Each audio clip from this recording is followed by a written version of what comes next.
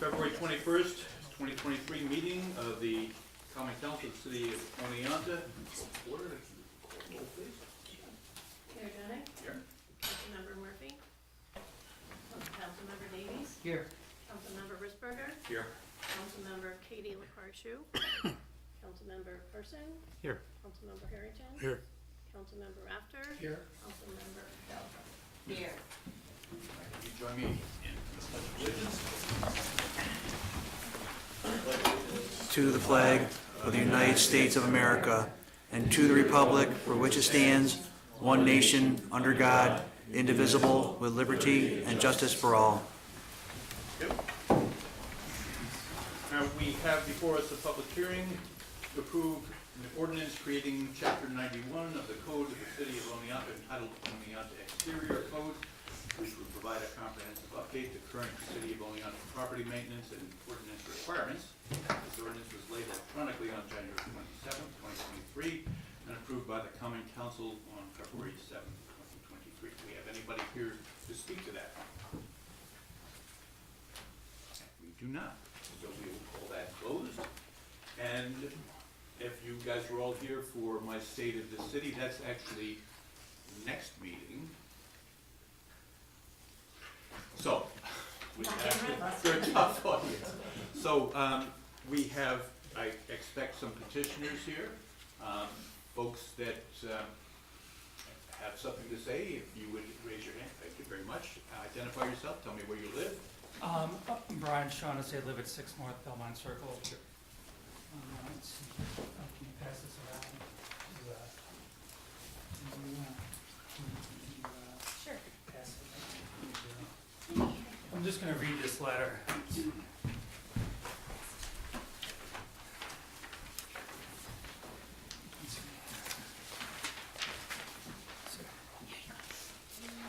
Two weeks ago, the City of Oneonta staff proposed a plan that includes demolishing and rebuilding our parking garage. The new parking garage would be smaller, resulting in a significant loss in downtown parking. In addition, as part of the plan, it was proposed that metered or paid parking be introduced to downtown. This was all unwelcome news to downtown stakeholders. For the last 7 years, numerous groups of consultants, local officials, and others have evaluated the parking garage. The plan was always to renovate the parking garage. Now suddenly, a proposed plan to demolish the parking garage is being pushed forward. We are now being told that it is too expensive to renovate what we have. How was it determined that it will cost $16.8 million to renovate or rehabilitate the existing parking garage? The Downtown Revitalization Initiative final report laid out a plan for renovating the parking garage with an estimated cost that was a fraction of this amount. In 2016, an engineering firm called Fowett Albert Associates was hired to perform an assessment of the parking garage. Per the DRI report, they found that, quote, the parking structure currently provides 480 public parking spaces on 3 levels and a bus station, trailways. While it was constructed 40 years ago, an engineering assessment suggests its structure has an additional 50 years of life expectancy if it receives proper maintenance, end quote. The city's DRI grants, the city's 2019 comprehensive plan, and various proposals up through 6 months ago all make it clear that the parking garage is to be renovated, not demolished. The city's abrupt change in direction was a shock and is concerning. There are concerns that were not discussed at the last council meeting. For example, if we move forward with the city's proposed plan to demolish the parking garage, we will turn the area into a big construction site for possibly 2 years. How much money will downtown businesses lose during the construction phase when there is no parking garage at all? After construction is done, we will have a much smaller parking garage. Has the city fully evaluated all current and future parking needs? What about all the events downtown and at Foothills that demand large numbers of parking spaces for short periods of time? In addition, most of the buildings on Main Street have limited parking of their own and rely heavily on public parking. Making downtown parking more difficult would discourage new investment, whether in the form of commercial or residential development. It may not be realistic, especially at night, to expect people to park on the street and walk a considerable distance to reach their destination. People want to feel safe and they want convenient parking. Oneonta's government should strive toward establishing an atmosphere that will entice new investment into downtown. We all have common goals, which include having a vibrant downtown. With improved transparency and collaboration, we have a better chance of success. Thank you. Thank you. Do we have somebody else who'd like to speak? If you just identify yourself and your residence, please. I'm Teresa Szewski. I own Teresa's Emporium, and my residence actually is West Oneonta, but the store is on Main Street.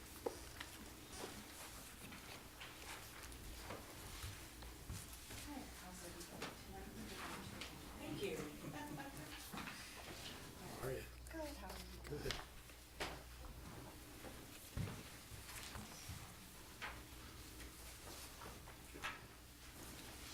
Hi. Yeah, it's just like, it's got to be bigger because I have arthritis.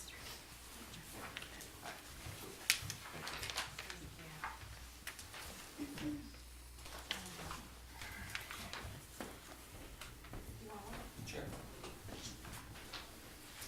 How are you doing? As well, thanks. Okay.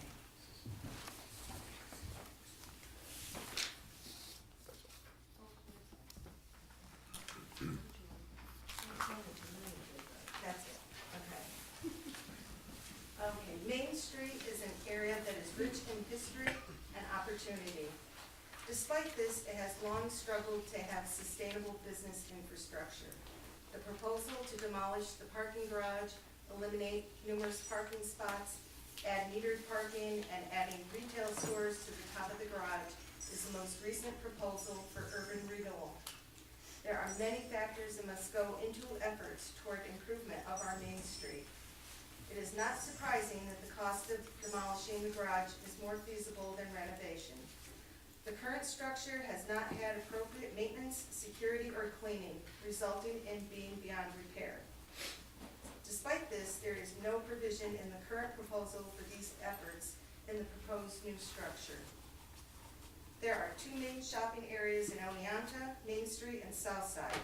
Shops on Main Street innately do not have the same level of access as the shops within the South Side Mall. The further elimination of 200 parking spots would be devastating to the current businesses.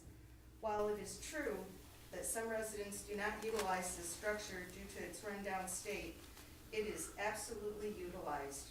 Current statistics do not include the new residents from the Beat Street project, the new Springbrook apartments, graduation weekends, alumni weekends, 4th of July, etc. Metered parking.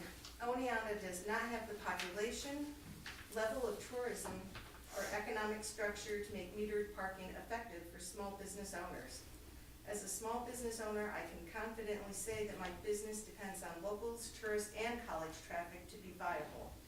Metered parking will all but eliminate both local and college traffic. It is important also to recognize that history often repeats itself. We have had metered parking on Main Street, Westcott Lot, and the Beat Street Lot, all of which have been ineffective and a detriment to the community. The current proposed renewal will not help preserve Main Street. The current proposal will move retail shops away from Main Street. True renewal in the form of revitalization is necessary for the preservation of Main Street, increasing accessibility by increasing cleanliness, maintenance, and safety, investing in recruitment of new business, and attracting the community to our historical Main Street with enhanced community events. That would be forward thinking. The questions I would like answered in writing are, was there a feasibility study done taking into account the specific economic and cultural needs of our area? When is the public forum scheduled for? And what are the specific benefits to the community and businesses in regards to the proposed plan? On the next page, I've attached a letter to the editor from All Otsego, from Mark Drennick, which states similar sentiment and concerns from, I think, a year or so ago. Thank you very much. Do we have any further folks looking to comment? Yes? Yep, Jim Tomeno, 216 Main Street. I've written a couple things down, I'll keep it pretty quick. I'm gonna be sending an email out to the council that'll expand upon some of these thoughts. I would like the council to shelve the plan to study the parking issue at this time. I recognize that when council was tasked with raising revenue, parking fees seem to be low-hanging fruit and an obvious choice. I do not see it that way. There is less consumer traffic in downtown than in years past, which is evidenced by the large number of vacant buildings and storefronts. SUNY Oneonta and Harvard College have seen a drastic reduction in student enrollment. I have heard they are down 18-some% or maybe 2,000 students. That's gonna have a huge effect on the student market, rental market. If you want less of something, you tax it or fee it. And I think we're gonna have less visitorship in downtown if we expand on the paid parking. That's it. Thank you, Jim. Is there anybody else who'd like to comment? Yes, sir. Okay, I just came with some thoughts. I wasn't going to speak today because I didn't know what everybody else was saying, And but. Sophie Richardson. Oh, Sophie Richardson, 143 Main Street. I am a resident of Main Street, I am a landowner on Main Street, and I am a business person on Main Street. So I can answer a lot of different questions that you might have. Also I've been involved in the parking problems on Main Street since I was in my 20s. I will not tell you how many years that is. Okay, so I just have a few questions that just popped into my head. Who's gonna own and manage the parking garage? Is there a hidden developer in the woodwork someplace? You don't have to answer me that right now, but I would like an answer to that. And if we end up with retail and apartments on these upper levels, who is owning them? Who is going to manage them? The city or a developer? Okay, let's get rid of that because that's not necessary. People have spoken a lot of my thoughts tonight. Okay, in a past common council meeting, I spoke about perception of parking. The mayor at that time was quite impressed with it and asked me if I'd like to be a speechwriter, but I said no. But the end of this, the part I'm making now, I was talking about perception, that people have the perception that there's not enough parking, and I went into detail, which I'm not going to do now. But if you take down this parking garage or reduce the capacity, then the perception will now be reality. And how are you going to cope with that? Okay, sometimes it's been mentioned at previous meetings that surveys were done, counting parking spaces, how many people were there. Okay, when were the surveys done? What month, what week, what day, and at what time? You know, statistics can be skewed depending on when you take them and how you manipulate them. I'm not saying you manipulated them. All I'm saying is whoever you hired to do the survey, did they do the job correctly? I don't know. That's in your bailiwick. Okay, now, as far as business owners go, we have a wonderful Main Street. Go to the Mohawk Valley if you don't believe me, and some other places too. But the people downtown have worked hard. Many of them have never taken a loan from the city, never taken any loan except from a bank, and they've made it in business. So what does that mean? They have a business plan, they know how to capitalize on their brains, and they know what to do in a city our size. Okay, and don't forget, they have been maintaining a wonderful Main Street to attract more college students and not cause the parents to go, oh gosh, we can't send our kids here. I just talked to a woman the other day. Her daughter was going to go to a very prestigious school. They went. The cops even told them, don't leave your car here. You won't find it when you get back, or it'll be in parts, so on and so on and so on. The child went to another prestigious school. So I don't think we want that with Oneonta. Now, and I'm urging you to talk with the business people that have been on the Main Street and on the adjoining streets to Oneonta, just in this room, We have a set of business people that have been in business 15 years, another for 20 years, another for 17, and I just added it up and it scared me. I've been in business for 50 years, and the novelty was in business from the early 50s before that. So, please reconsider reducing parking in Oneonta. Do you need more facts or more discussion? I'll be glad to speak with any of you, but you can't take away parking and expect this to be a viable community. People will go to other places. And please listen to business people, because they've shown you they have the brains to make money on Main Street, or at least survive on Main Street. Thank you. Do we have any further comments? I'll just let everyone know, because it doesn't sound like everybody does know, there's a public-facing and transparent account of the efforts, the discussions taking place by the task forces on all4oneonta.com. And as those meetings take place and as statistics and educational materials are determined for inclusion, that'll all be there so that you can kind of see this in real time. And you can also hit a contact button, and all of your comments will be directed to that parking task force as well. So it's a public-facing opportunity, and I would encourage you all to take advantage of that. Is there any way you can get hard copies of that thing? All4oneonta.com. But that's not a hard copy. Okay. Okay. All four meaning F, It the could be letter a 4, or it could be an FOR, either one. Okay. Okay. All four Oneonta? .com. All right. So thank you very much, folks. I appreciate that. And with that, unless there's anything else that folks want to bring up, I'm going to move it on to our boards and commission reports, beginning with Councilmember Falco and the Public Works Commission. Thank you, Mayor. All right, the Public Arts Commission met on February 8th, and all commissioners were in attendance except Commissioner Mendigo. There was one item of correspondence, a letter from Mr. Andrew Campbell regarding the status of the mural on the public safety building, which I don't think there's really been any progress on what that would be done. There was some new business of selecting a chair and vice chair for 2023. Jim Maloney will remain as the chair, and Andrew Vitola will serve as vice chair. Then we discussed the Roundhouse mural. It's currently being stored in the Armory, and then will be relocated to a permanent location at some point, and possibly, hopefully, the new transit hub. I guess, the commission discussed preservation of this mural, and I reached out to a friend that specializes in art preservation to discuss kind of the best ways to keep this painting safe.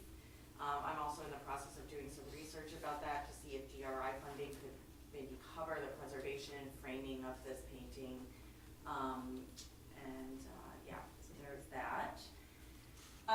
Then we had a funding update from Mr. Matthijs to explain that money from the DRI sources designated for public art projects need to be completed within a certain area, so that kind of defined our focus.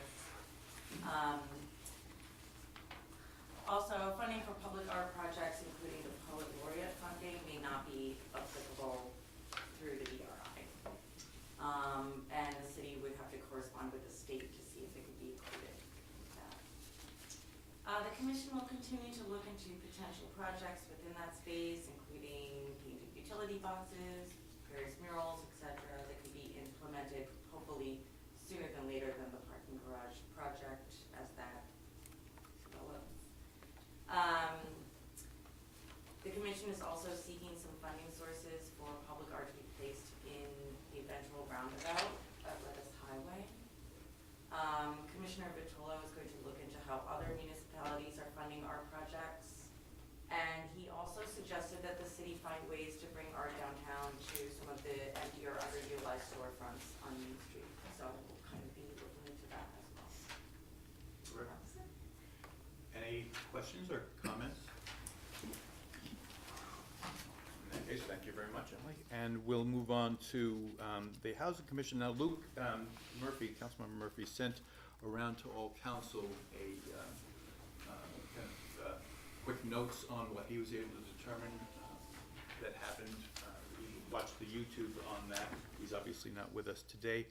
I'm not going to reiterate what he's already sent you, but I will call your attention to the fact that there are a couple of things that are happening that maybe didn't get included in his notes. One, you may have seen in the Daily Star today, something you should be all aware of is a survey for senior housing. So hopefully that's something that folks will look at and tell their friends about, and we can get a much better idea of how we might approach senior housing as we move forward.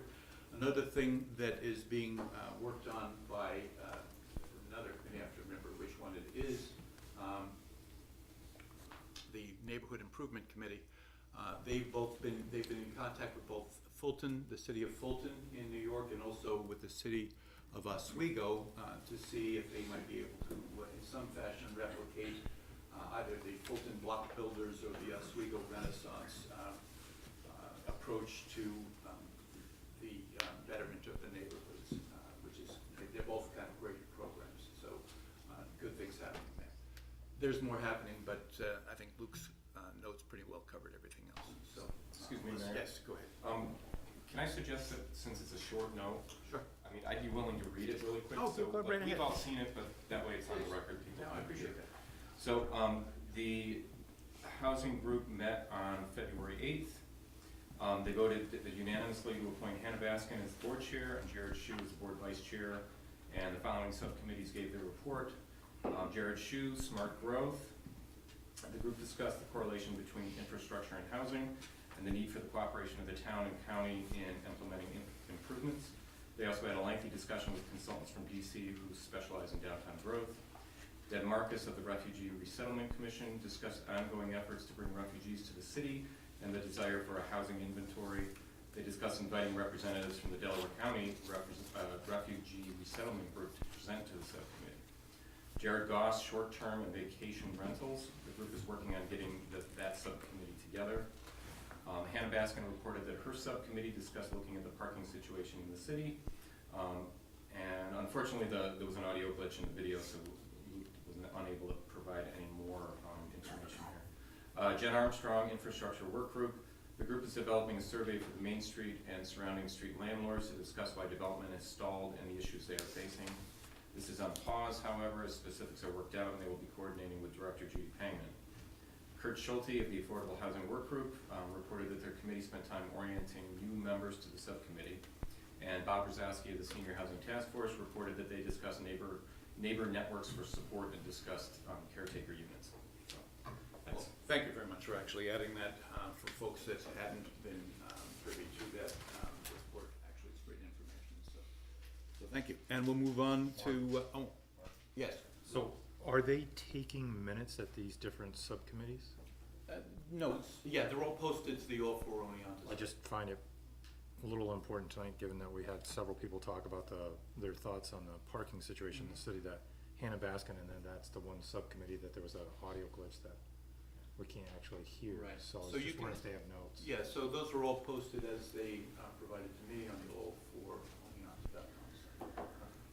Individual work groups, they each have their own individual pages. Any other comments or questions on that? Great.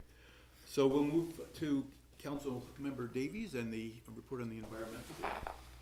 Thanks, Mayor. The Environmental Board met last Tuesday, February 14th, for their monthly meeting. First piece of business they discussed was something I raised in my common council communication with them, was climate smart communities and the role that the Environmental Board might play in that moving forward. There was quite a bit of discussion about that, and they did request that City Administrator Mattice might join them at the April meeting, and Greg, I'll certainly try to get you the exact date as we get closer to that time. It's the second Tuesday. Let's see. They then moved to their standing committees. The Urban Forest Subcommittee, Dave Ainsworth, newly elected chair of the Environmental Board, will be updating the tree inventory. He's going to work with city staff to try to establish what trees have been planted over the past couple of years, and also work through former board member Hutchinson's notes to understand that as well. So trying to get a complete tree inventory of what's been placed in the ground in the last several years, so that can be updated to the tree inventory. inventory, so I think that'll be helpful. The Community Engagement Subcommittee, they have reappointed the Facebook page to somebody within the board, and they're gonna focus more on updates and try to get more regular postings, and since this meeting, they have certainly been posted a lot more regularly. If you haven't followed them on Facebook, please do. Energy Group, wanted to understand where we are with the geothermal loop. There's been a study going on, I wanted to understand a little bit more of that, so I'll certainly send a formalized email about that at some point. Transportation Subcommittee wanted to understand what the city would be doing to meet some 2035 transportation goals, and they're gonna elaborate that and try to send a formal letter to us regarding the 2035 transportation goals. And then lastly, for public spaces, their creek naming project has kind of had difficulty getting moving, but they are hoping to find a teacher committed to the program and pilot with one class a creek naming program. And that concludes their business for the evening. Questions, comments? Yeah, they really have been hitting Facebook hard. Yeah. So thank you very much, Councilmember, and we'll move on to our committee reports. Oh, I'm sorry, Planning Commission, David Bisberto. Sure. Planning Commission met on February 15th. It was a very short meeting. Leona Doden of 3 Filbert Street was looking to install a garage on the property. It was 288 square feet, and it was a type 2 action, which was approved, and the site plan was approved. That's it. Short, sweet. Yeah. Anything for anybody? No? All right, thank you very much, Dave. Moving on to our committee reports in the Legislative Committee. John and David, maybe you double team this one? Yeah, John and I talked before. John, you want me to just go with it? I'll start off. Go ahead. The two topics that were on the list for consideration, one was a topic called vagrancy, is a term we need to replace because vagrancy is not a proper thing for us to be using as a definition. So we agreed that we need to look at, get a better definition of the problem, and we want to invite the police who often deal with, who are dealing with something that might be related to that term, and we need to get some better ideas and have them talk to us about that. David, do you have any? Yeah, we decided with that conversation that we would look to invite the chief to the Yes. next meeting. So what I did is that I contacted him, and this was all tied in with our discussion on smoking cigarettes, marijuana on Main Street. And what he told me, he reminded me that vagrancy laws were deemed unconstitutional since the early 1970s, which is essentially saying that being homeless or standing around on the street are not necessarily a crime. So the chief right now does not feel comfortable coming to the legislative committee to discuss this, since it gives the impression that he would be impacting and directing the writing of legislation, and then he then has to enforce. So I completely agree with him on this. So he realizes, and the council realizes, that there are concerns and there are issues that are kind of floating around. And so he is willing to come to the council as a group to give us an update on what the Community Solutions Panel has been working to address local mental health and homelessness issues, which I think that's, I think he agreed with me that it's something that we need to do periodically. And as far as the discussion on the smoking ban that we had a discussion about, all he would say at this point was that he has some enforcement concerns about it.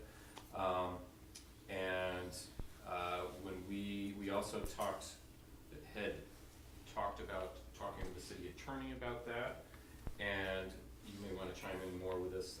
What I had was that Mr. Merzig said that with the Clean Air Act, the council could potentially restrict smoking in the MU1 zone, but we can't separate smoking and marijuana smoking. That sounds right. Yes. But we haven't had any further discussion about that since, so. And we also spoke about having on the agenda demolition.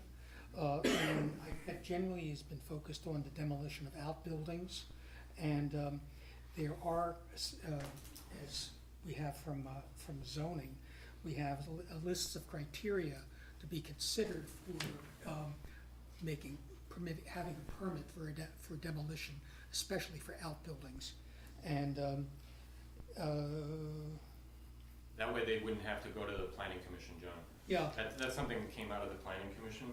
because there's so many, as we saw, what was the perfect example today was building a new garage, but the demos of garages and building garages, you wouldn't have to bring everything to the planning commission to get that done.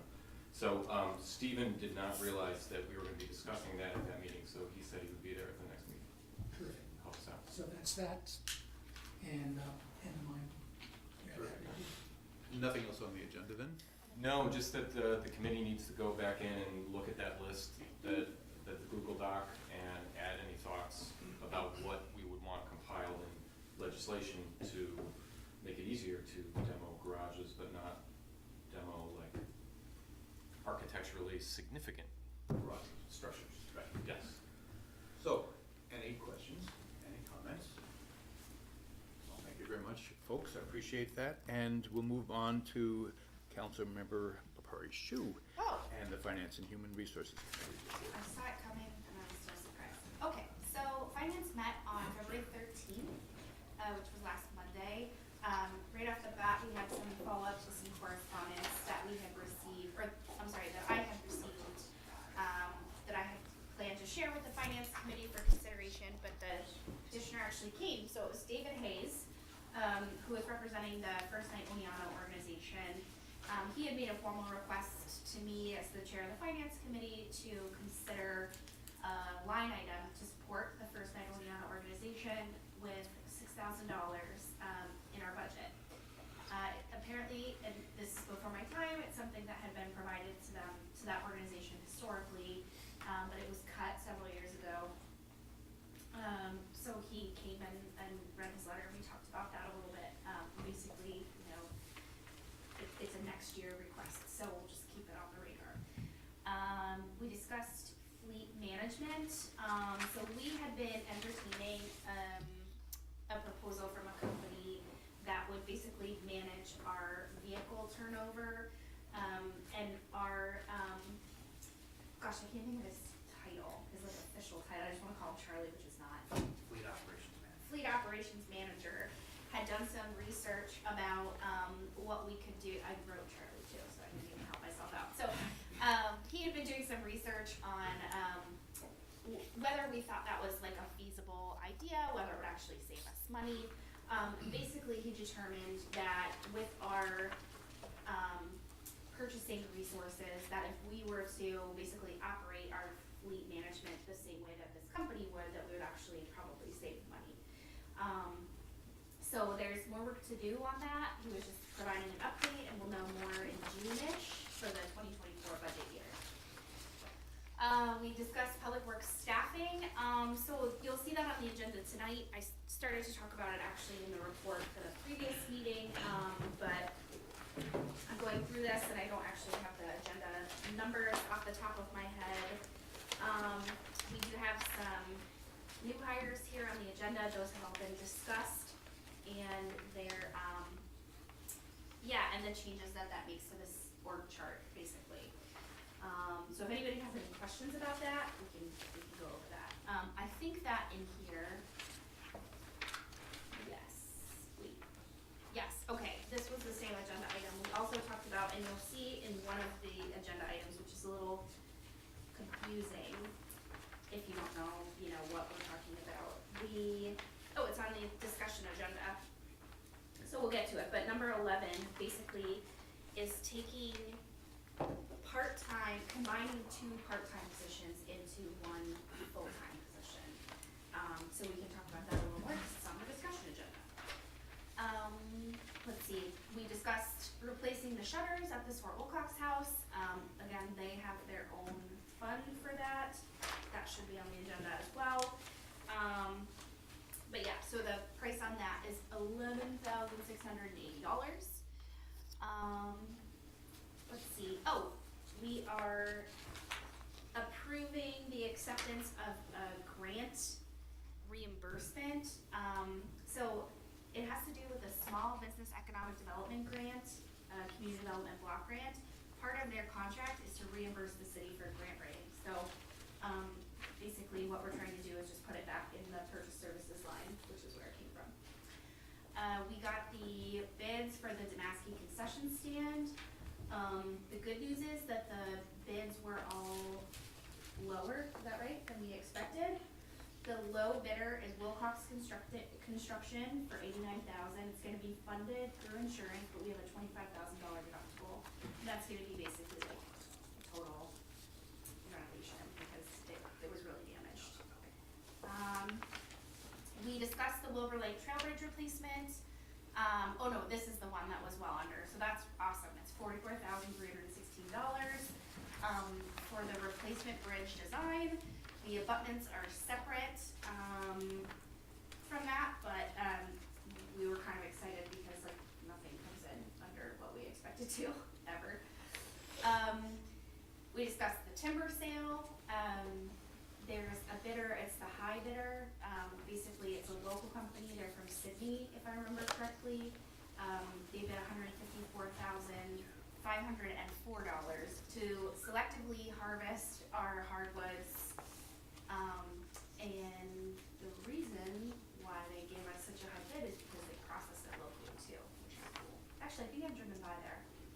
Anywho, let's see. We are going for a local government records management grant, which is, we're gonna apply to scan and inventory our code enforcement records. We can be awarded up to $75,000 and there's no local match. And then we also discussed formally allocating $713,000, which is the second tranche of the ARPA funding to potentially the River Street Water and Sewer Project. There was some discussion also of the Suncrest Terrace project, and which one should take priority. So, I think we moved that to a discussion on the council agenda, if I recall correctly. We got an update on our ARPA spending to date. We spent $83,000, I'm sorry. Wait, why did I write $83? That's totally wrong. It must be $83,000.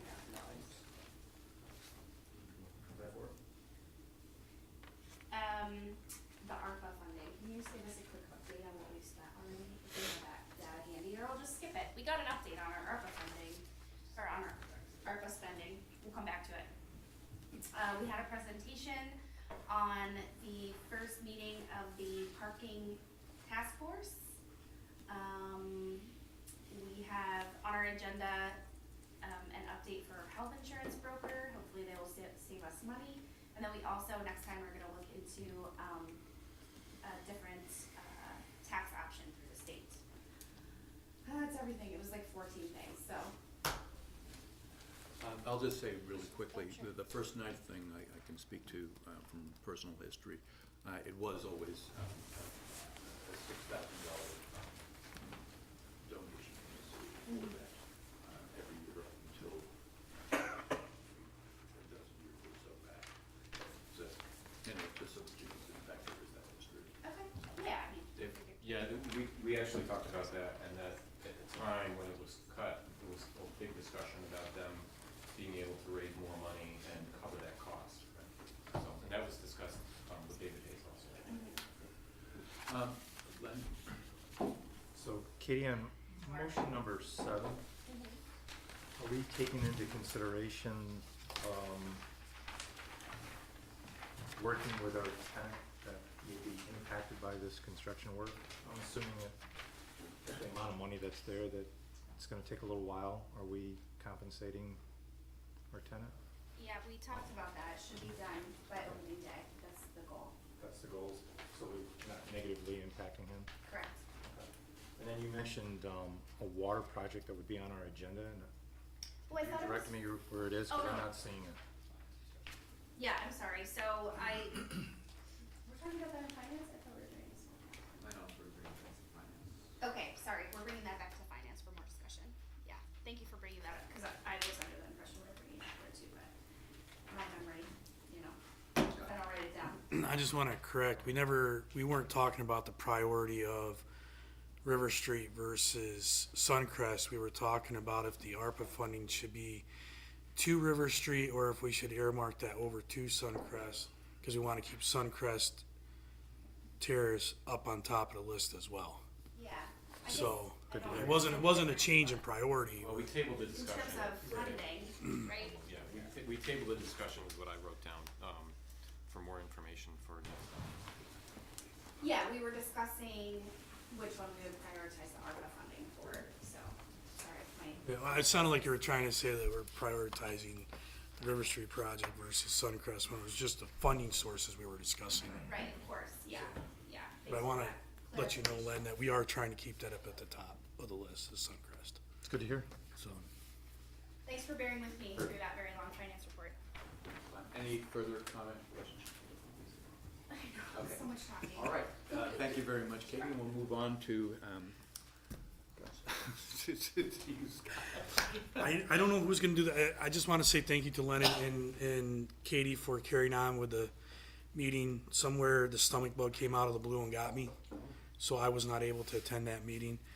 I called both of them and I asked them if they could charge through the meeting for us, because it was important, so. So I'm gonna turn over whichever one would like to talk about what was going on at the meeting. I actually forgot my notes. Well, Glenn. I forgot my notes. Oh, you forgot your notes. I just read it in the charter. I can see them sitting on my desk. Yeah, so we discussed, excellent, we discussed the things that are on the agenda today for discussion. So, basically what we decided was, we've been working on a few things, we would bring them here for council discussion to give you all an idea of where we're headed with these discussions.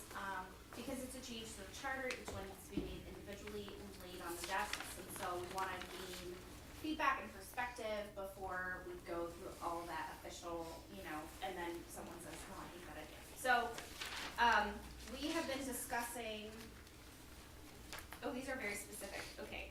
Basically, like the mayor section of the charter, I feel like we should talk about this. We had talked about the changes to the boards and commissions.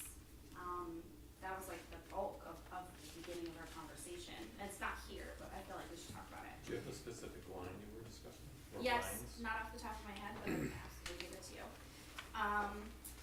We discussed signing of contracts and how that, can sometimes slow down the process because, things need to be brought for council for approval to authorize the mayor to sign the contract. So, even if it's something that doesn't cost the city any money, like, no one at the city except the mayor is authorized to sign contracts. So, we took a direction on that, and, we're gonna bring that up for consideration tonight. We discussed term limits on boards and commissions. I think that's it, actually. Limits on boards and commissions. So Dave, That was the bulk of our conversation at the last meeting specifically. the term limits for, I see that on the agenda for discussion. Yeah, motions 13 and 14 we're gonna discuss tonight, and then also I think we should talk about the changes that we made to the boards and commissions piece. Right, If the everyone is up for language. that. the language, yes. Yeah. C16 would be the city administrator for signing of contracts, Dave, in the charter. So we, Term limits is gonna encompass, your citizen, boards and commissions. Thought that was 17? no, C15. C17's board and commissions, yes. All of this is done under the mayor, subsection, C15. The contracts thing, the citizen advisory and other ad hoc groups thing, and then under boards and commissions, C17 is the term limits thing. So C15 and C17. Okay, so C17C and Correct. C15 what?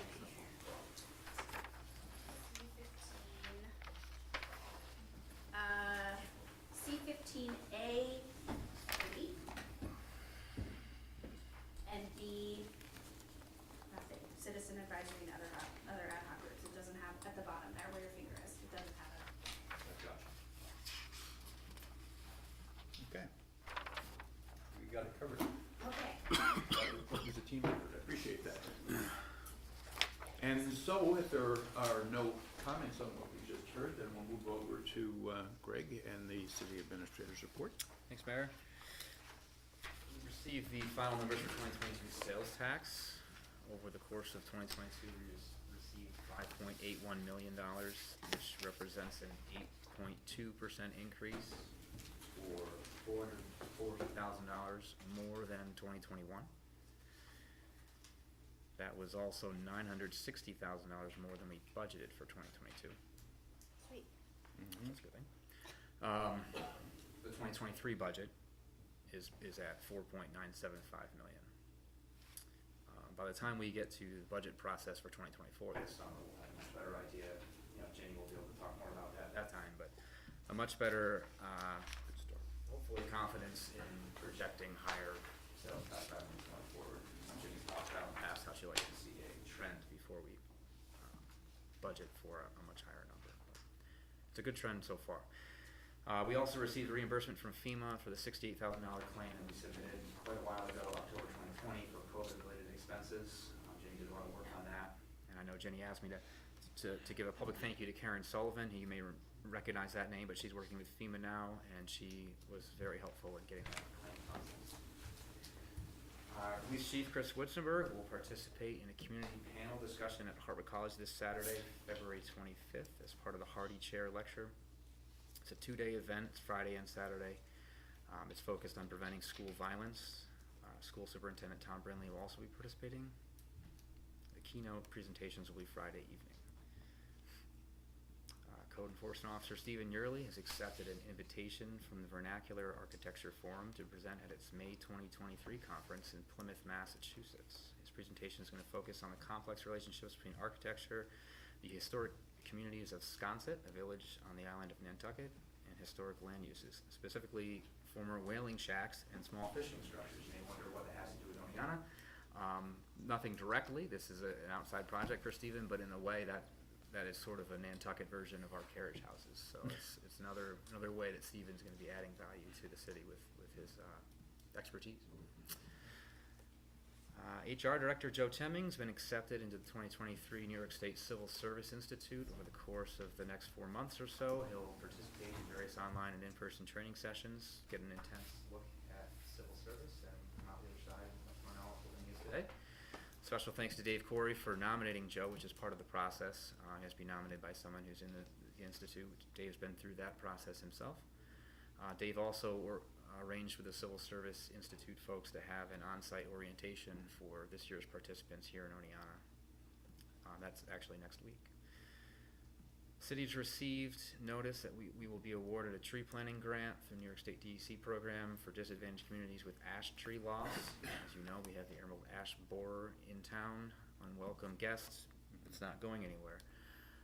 Our ash trees are going somewhere, and this award is to plant trees to help replace those ash trees that are being lost. We'll be able to plant up to 45 street trees in the River Street neighborhood area, including probably 3 different species, 12 total trees, apple trees, that will recreate the historic Swart Wilcox orchard, which was something that was a particularly interesting project that the Swart Wilcox, Friends of Swart Wilcox have supported.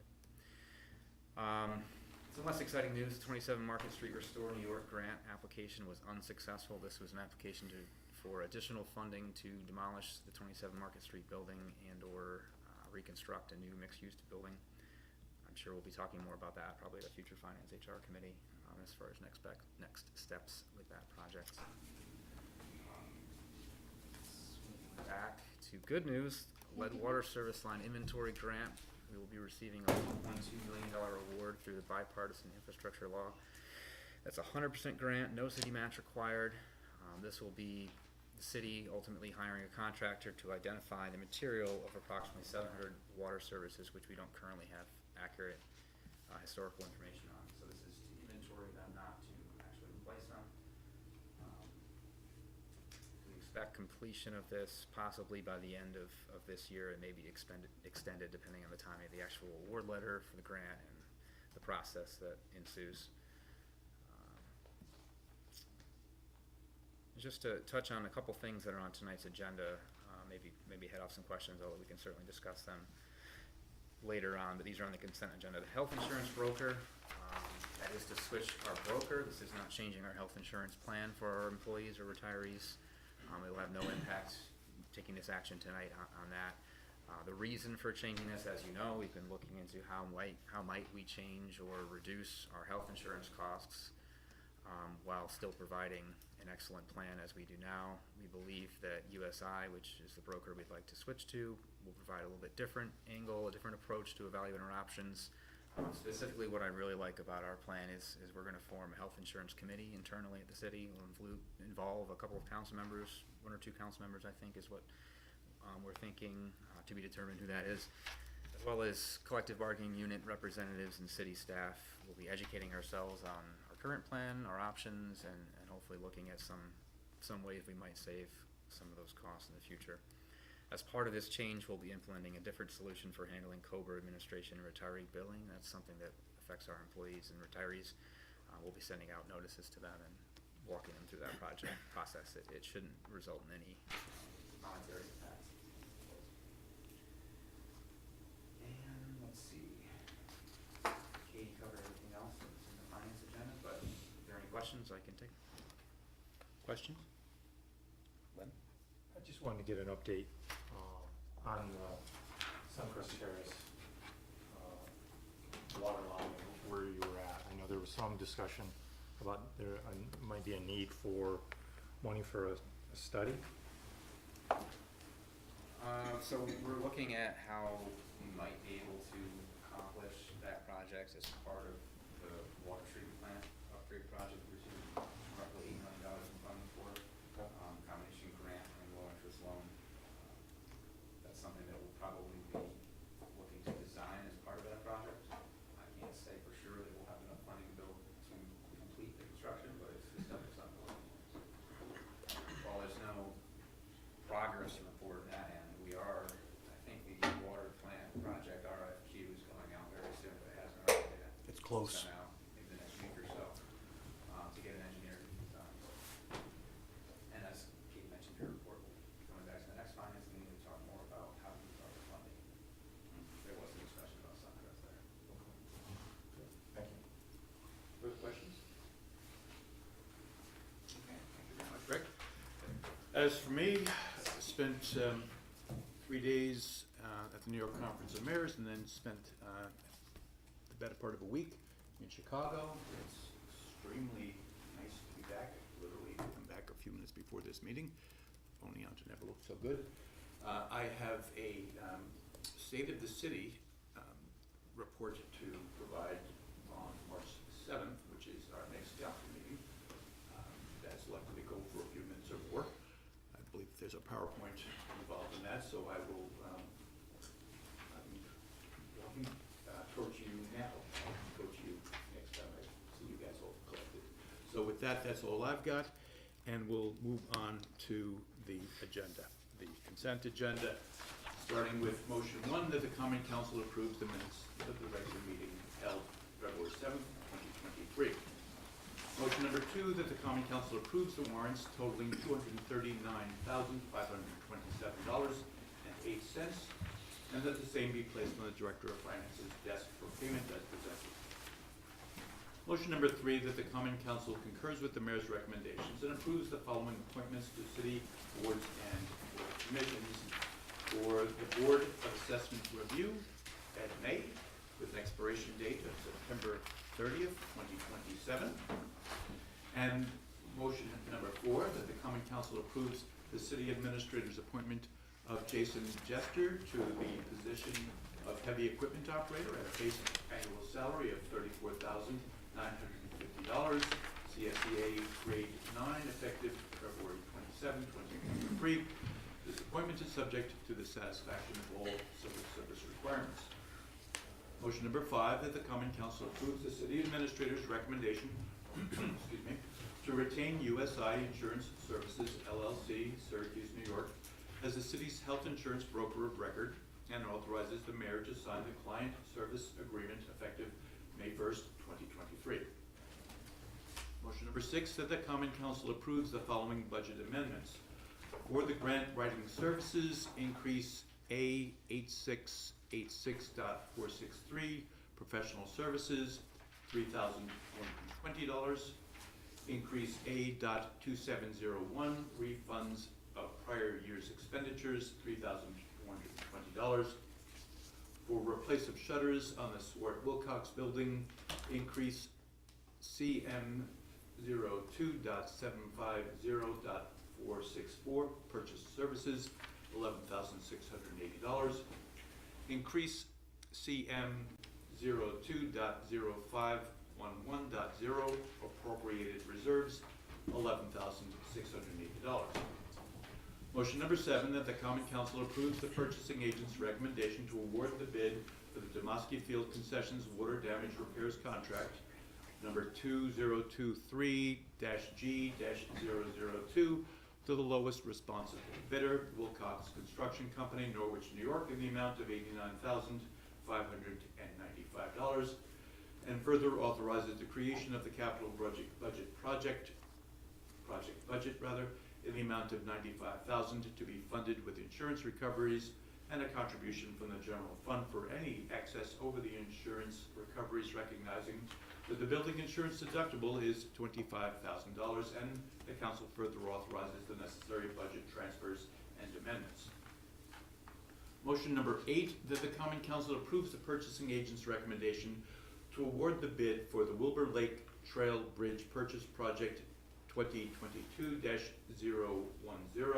to the lowest responsive bidder, Pioneer Bridges, a division of Bailey Bridges Incorporated from Fort Payne, Alabama, in the amount of $44,316, and the council further authorizes the creation of the capital project budget in the amount of $110,000 to be funded with the American Rescue Plan Act ARPA funds, and the council further authorizes the necessary budget transfers and amendments.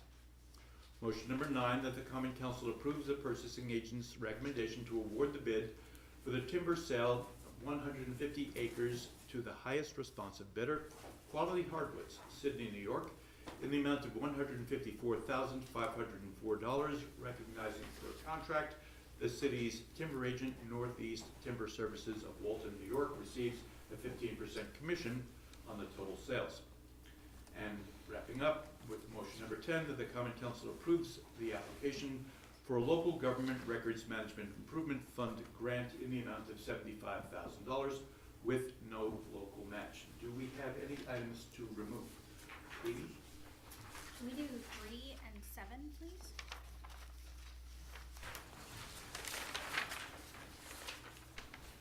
Do we have any others? Okay, in that case, full roll. A motion to approve, I'm sorry. I'll second it. Followed by Scott, thank you very much. And roll. Huh?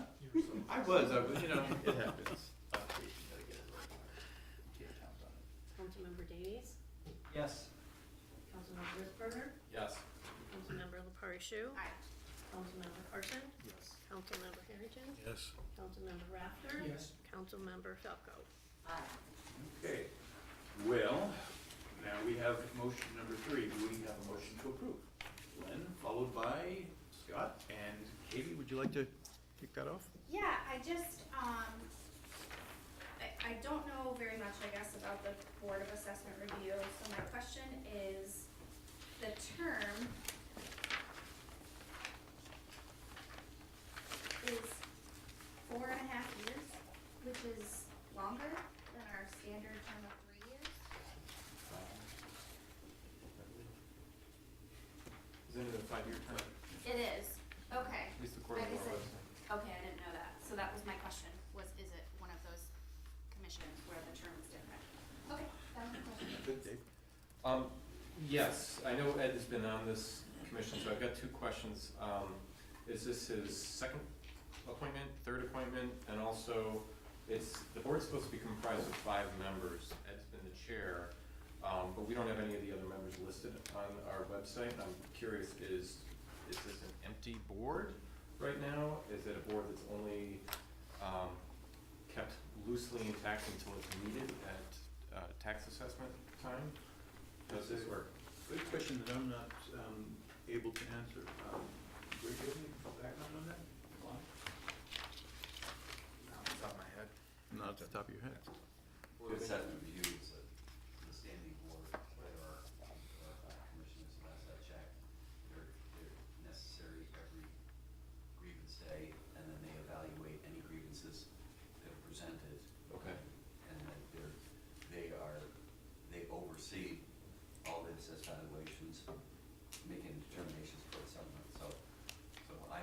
know of no vacancy on the board except for the Okay. one seat that Ed is being nominated for.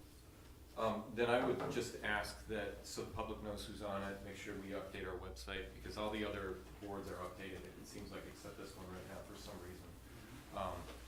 And I even looked in the book that we get, and it's not listed in there, so.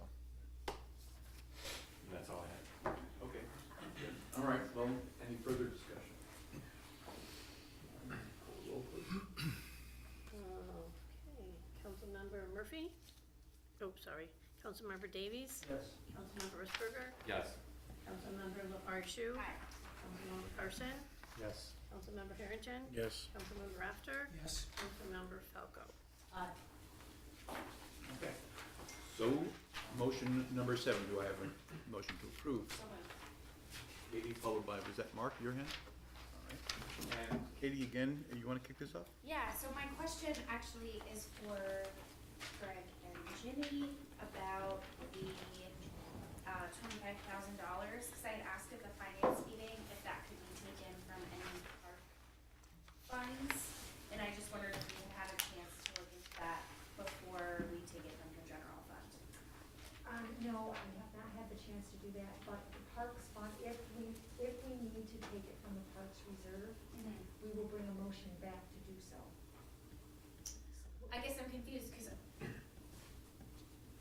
aren't we authorizing to take it from the general fund? At this moment in time, yes, we can take it from the general fund, but I have not had a chance to look at the Parks Reserves, I think that's what your question Yes. was.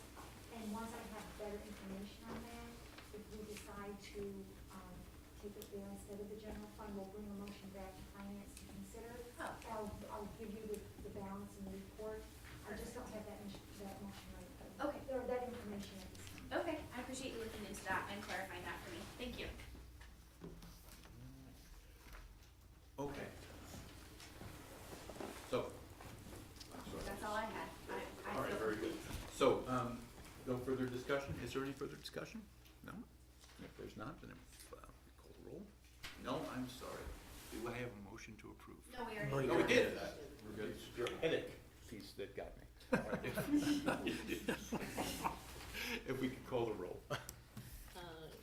Commissioner Davies? Yes. Commissioner Risberger? Yes. Commissioner Shu? Yes. Commissioner Carson? Yes. Commissioner Harrington? Yes. Commissioner Rafter? It's okay. And Falco? You're all right. Thank you. It's all good. Yes, that's good. All right, then. On our first motion in the discussion portion of the agenda, number 11, that the Common Council approves modifying the Department of Public Works staffing level by adding a full-time maintenance worker position and reducing the part-time staffing budget as follows. Decrease A.5110.13 maintenance and roads part-time, $3,900. Decrease snow and ice removal part-time, $9,300. Decrease A.7110.13 parks part-time, $56,900. Excuse me, the council further authorizes any necessary budget adjustments for salary and fringe benefit costs upon hire of the new employee. Do I, yes, Kate. I've got Kate and I've got Scott. jet lag for some reason from just Chicago. Scott. All right, so with that discussion, Len. So either Greg or Ginny, so the fringe costs, given insurance, we're moving up from a part-time, to part-time to full-time. Our insurance cost per employee, it was 29 and change. How did you find the funding since our budget was so tight this year? Well, what we're doing is we're replacing the part-time salaries, which add up to about $70,000. And that should cover one maintenance worker plus fringe benefits for a family plan. However, the reason that the transfer is not in detail, if we hire someone that only needs single coverage, then I'll adjust the budget transfer accordingly. So, but the $70,000 should cover a full-time maintenance worker plus family health insurance. So we don't have somebody in particular right now, we're just getting ready to scope in? Okay, thank you. to clarify for everyone, it's not specifically or exactly 2 part-time positions. It's a number of hours. It would actually be a combination of 3 positions, I think, if I know that right. I just know that Chris and John have a hard time finding employees, so I think this is good, your approach. I just wanna make sure we're covered on the fringe, that's all. Thank you. Yes, Mark. So Greg, this might be for you. So for reducing our parks part-time work, I'm assuming that this person would be part of the crew, be responsible for taking care of some of the parks as part of the responsibilities of this person, and what would be the kind of scope of this person's responsibilities moving forward? Well, basically, this person will typically be work in parks from like April through, say, October, November. As we do with the other park staff, they would switch over to the streets department in the winter time. Thanks, Chris. You're welcome. Any further comments, questions, discussion? Councilmember Davies? Yes. Councilmember Risberger? Yes. Councilmember LaParshu? Councilmember Person? Yes. Councilmember Harrington? Yes. Councilmember Rafter? Yes. Councilmember Falco? Okay.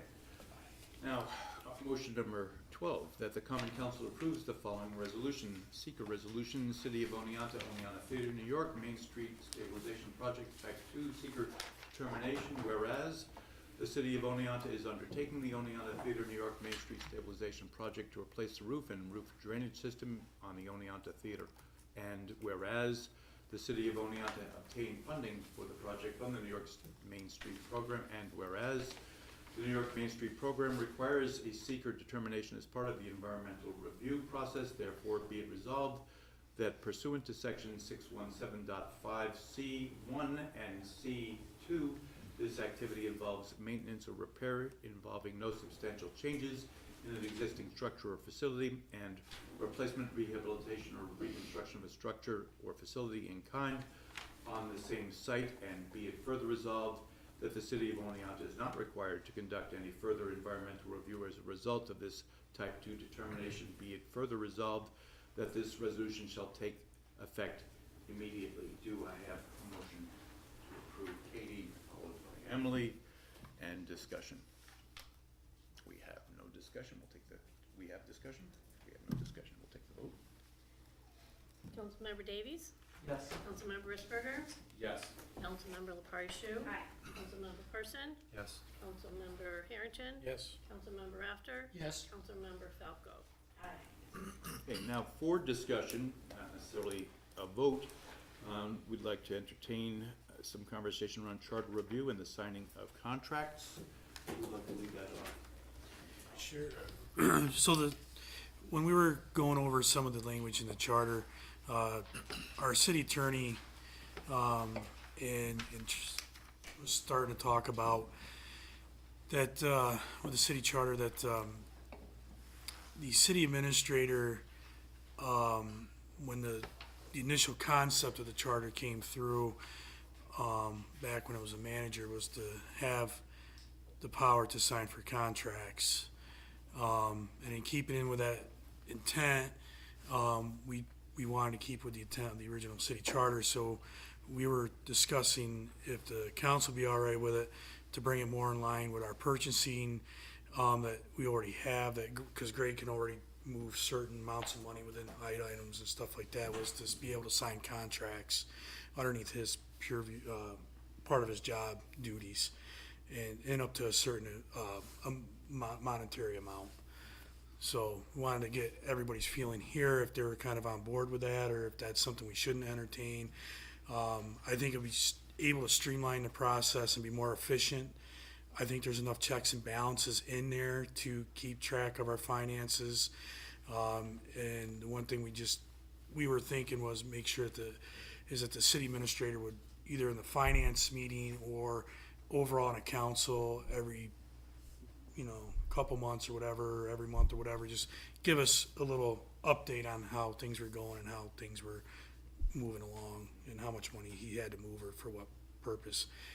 Basically, we already set a budget, the money's in there, and as we all know, the budget's a fluid document that sometimes stuff comes up and we just have to do things. And I think it'd also be cost efficient to the city as well if we could just do that at a quicker pace than waiting for us to come, him to have to come to us with everything, to create everything and then get it back out. I want to jump in real quick and just say, we talked about early on the notion that Oneonta is a city of 13,000 and change, which makes us a small city by most standards. So we should be nimble. We should be able to get out in front of other cities that have more bureaucratic layers and more reasons to have a slower process. And by getting out in front of folks, we're likely to be more competitive, and we're likely to find ourselves in a place where we're not trying to play catch up on things that maybe we want to get done a little bit earlier in the process. So I'm very supportive of this. Any other, yes, Katie? So just to be clear, the commission agreed at our last meeting to strike from C-15 mayor, for those who are following along with their charter, A3, which says sign on behalf of the city, all contracts made by it cause the seal of the city to be affixed to. Move that to the city administrator, which is up next with C-16. And then align it with the purchasing policies. Oh yeah, it says shall sign all contracts, et cetera, pursuant to the purchasing policies, which is something that we, it's an annual approval for us. So there's kind of that layer. Scott had alluded to sort of protections built in. I don't think Greg or anyone in his position is going to go wild anyway, because there's a lot of eyes. But also, we have that layer of accountability as well, where we accept the purchasing policies every year. So, yeah, I just wanted to be specific about the change that we're looking to make. So do we have language, and do we, yes, go ahead. Yeah, we do. Dave. So, a couple of things. First, are you saying that A3, you're not saying that A3 would be then voted on every year? You're saying that's Correct. what you want? Okay. I just want to say when this was first voted on, Scott's correct. The reason this was actually put under the city administrator for a reason, because the city administrator would be someone that would be here all day, every day, and the mayor may not necessarily be here. They might be here 10 hours a day, they might be here 1 hour a day. But this way, there was no wait. And every other city management or city administrator form of government had it set up that the person that signed the contracts was the administrator or the manager. So I'm in favor of moving this back to where it belongs. So. Thanks, Dave. So again, do we have language that's, that we can move to a motion, Dave? No. No, because it's a charter change, we have to prepare it in its final form.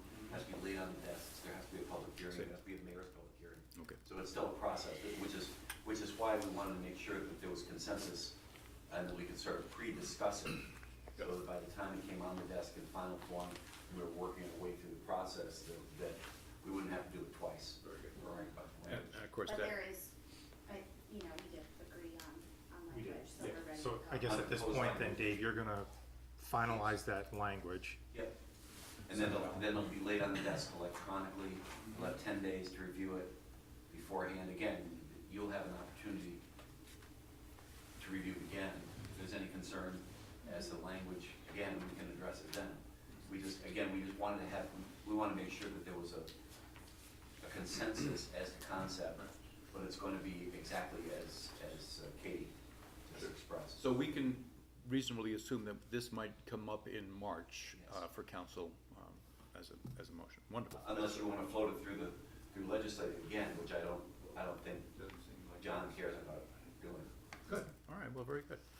All right, I think we've exhausted that, and we can move on to the term limits, also for discussion, also the Charter Review Committee. Scott, you want to kick off? Yeah, probably not, because I missed that meeting, so I don't know 100% what you guys were discussing. Sure. All right, well, somebody want to pick it up? Thanks. You are. So, okay, so we have been asked to look at terms of office for boards and committees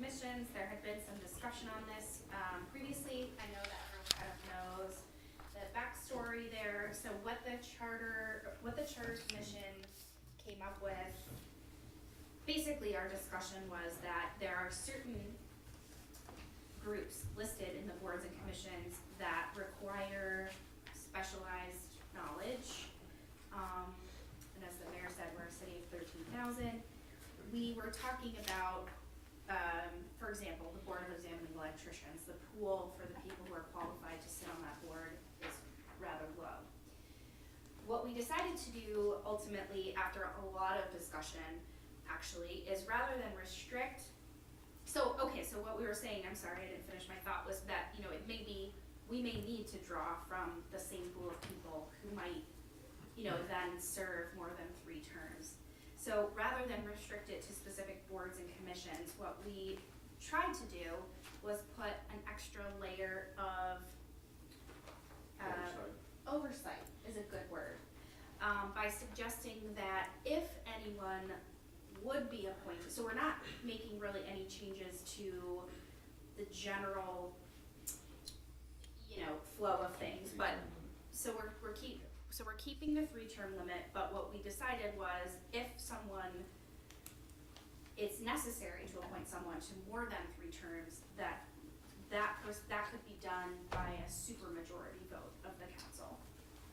So 6 out of 8. So discussion, Mark? Discussion, Mark. Obviously, you recognize I have an opinion about this. I've made my thoughts fairly clear about what I believe about term limits. I think that with new people on new boards and commissions, there's new knowledge. I recognize that there's expertise, but there's expertise on every board and every commission that's required. So we cannot discount any one particular board to say that they don't require some kind of expertise or some kind of knowledge. The other thing that I find problematic about doing away with term limits, and regardless of supermajority or not, is that then it might lend itself to a particular group of people that would be able to control a particular board or commission indefinitely. And by doing that, they can really kind of chart the kind of direction of a particular board or commission for quite a long time that could have quite an impact on the city. Again, I think I've made my thoughts really clear. I'm not in support of term limits, even if there's a supermajority for that. It's an opportunity to be able to bring new blood into our city and what we're doing. I just want to ask a question, Mark. I 100%. It's just a question. We have a board or a commission right now, or a board that we can't get people for, and I've even personally went out and have been asking people to get people on there, and it's been no, and so we've kind of stopped our operations right now for that particular one. I guess my question is how can we try to, that's why we're talking about like a supermajority or something like that, where we exhausted all that possibility. And I guess I just don't have the answer. So my question is, would you happen to have some guidance? I have a suggestion, if I can jump in. Please. But I want to put my suggestion at the end of what I was going to say, if that's all right. Everybody here knows my thoughts on this. First of all, the board and commission, there's no board and commission, I believe, that lists the knowledge that the people have to have within the city charter. There's nothing that says the specialized education in there. And Mark's right, every board and commission requires different knowledge, different education, and some of it you learn along the way, some you're required to take classes. The reason why the limits were put in place is we came out of a time, originally the city was run by boards and commissions, and it came out of a time where people would sit on boards and commissions for years and years and years, and we weren't able to get new ideas and new people on boards and commissions. So I'm not going to beat around the bush about this. This is about Ed May and wanting to keep Ed May on the airport commission. Ed May has knowledge. He's got knowledge in different areas. That's great. Part of the problem we're running into, in my opinion, is we have over 120 people currently being appointed to ad hoc committees. So we've already kind of watered down the pool of people that we have to pull from these committees. So, the airport commission is specialized. When we put that in place a bunch of years back, we needed it, and I totally agree with all the work they've done. But if we can't fill that board, the solution is not to craft our city charter around one man, you know, supermajority or not. Maybe what we need to be discussing is eliminating that board and wrapping that back into city government. We have a city manager. If we need to temporarily hire a contractor to do this, to do the work, because we can't do it because it's so specialized, so be it. At least then we're getting new information and new ideas every time we have something new that's coming in. But I think going down this road is going exactly back to where we were before, which is letting people sit on boards and commissions forever. And I don't think anybody wants that. I mean, we all want the same thing with Oneonta. We want to move forward. We want our airport to thrive. But I think this way is not the way to do it. So you're saying bring it back to, this is why I was asking the question, because We never it's just said never thought anything, about, but really. I think like, we had like bring it back to like the council to oversee the airport, is that what you're saying, or? If we have to bring it back to putting it directly under maybe the city administrator's role, just another department potentially, where we have one person running the department, somebody we have to hire potentially, or a contractor, I just don't know.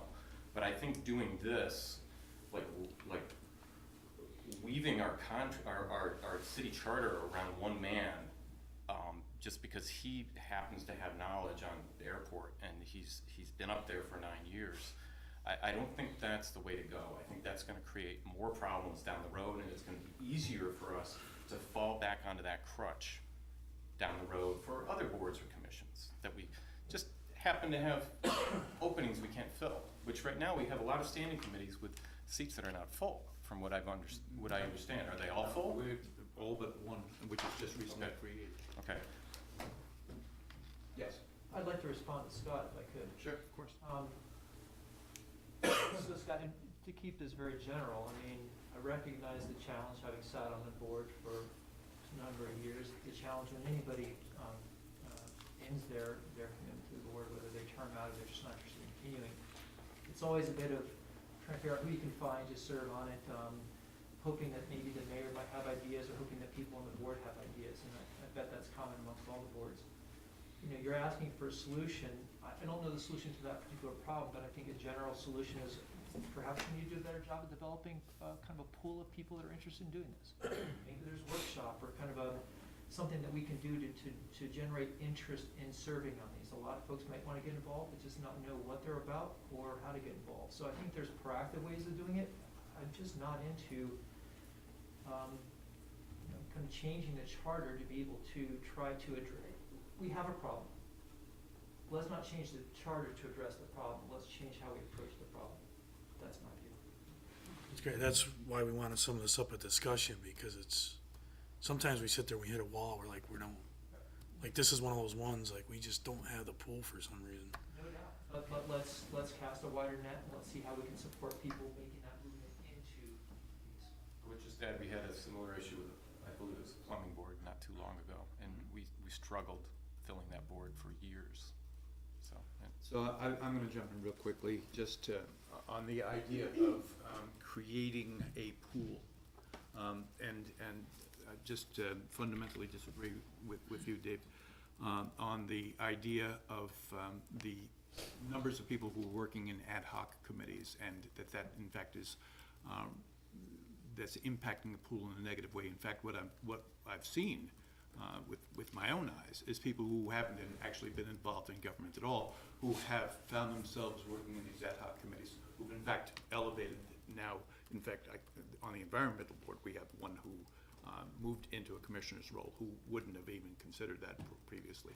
And I would guess that that's probably likely to happen with any number of other folks on any number of these other ad hoc committees. So I think, in fact, we're increasing our pool. So, you know, just an argument that isn't necessarily the main argument that we're having, but just to address that. Any other?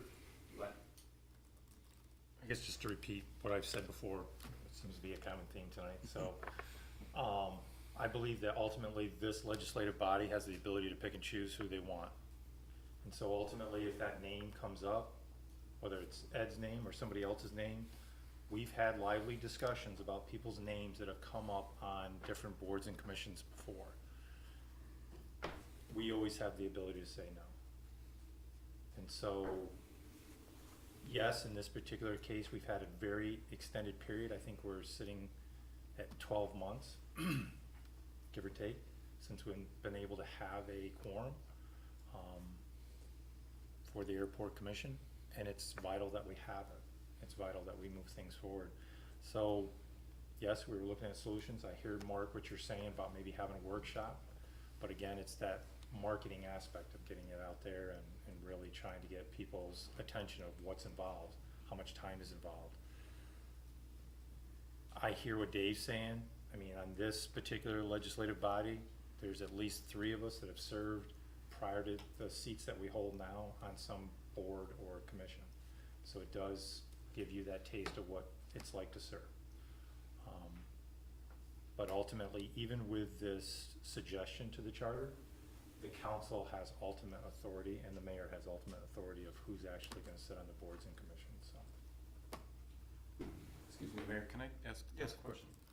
Len, I understand there hasn't been a quorum in a while, but with that board, they can't make a decision without our approval anyway. So my question is, if there's business that needs to be done that's important, how come none of it has been brought back to this council for discussion and trying to move forward with it?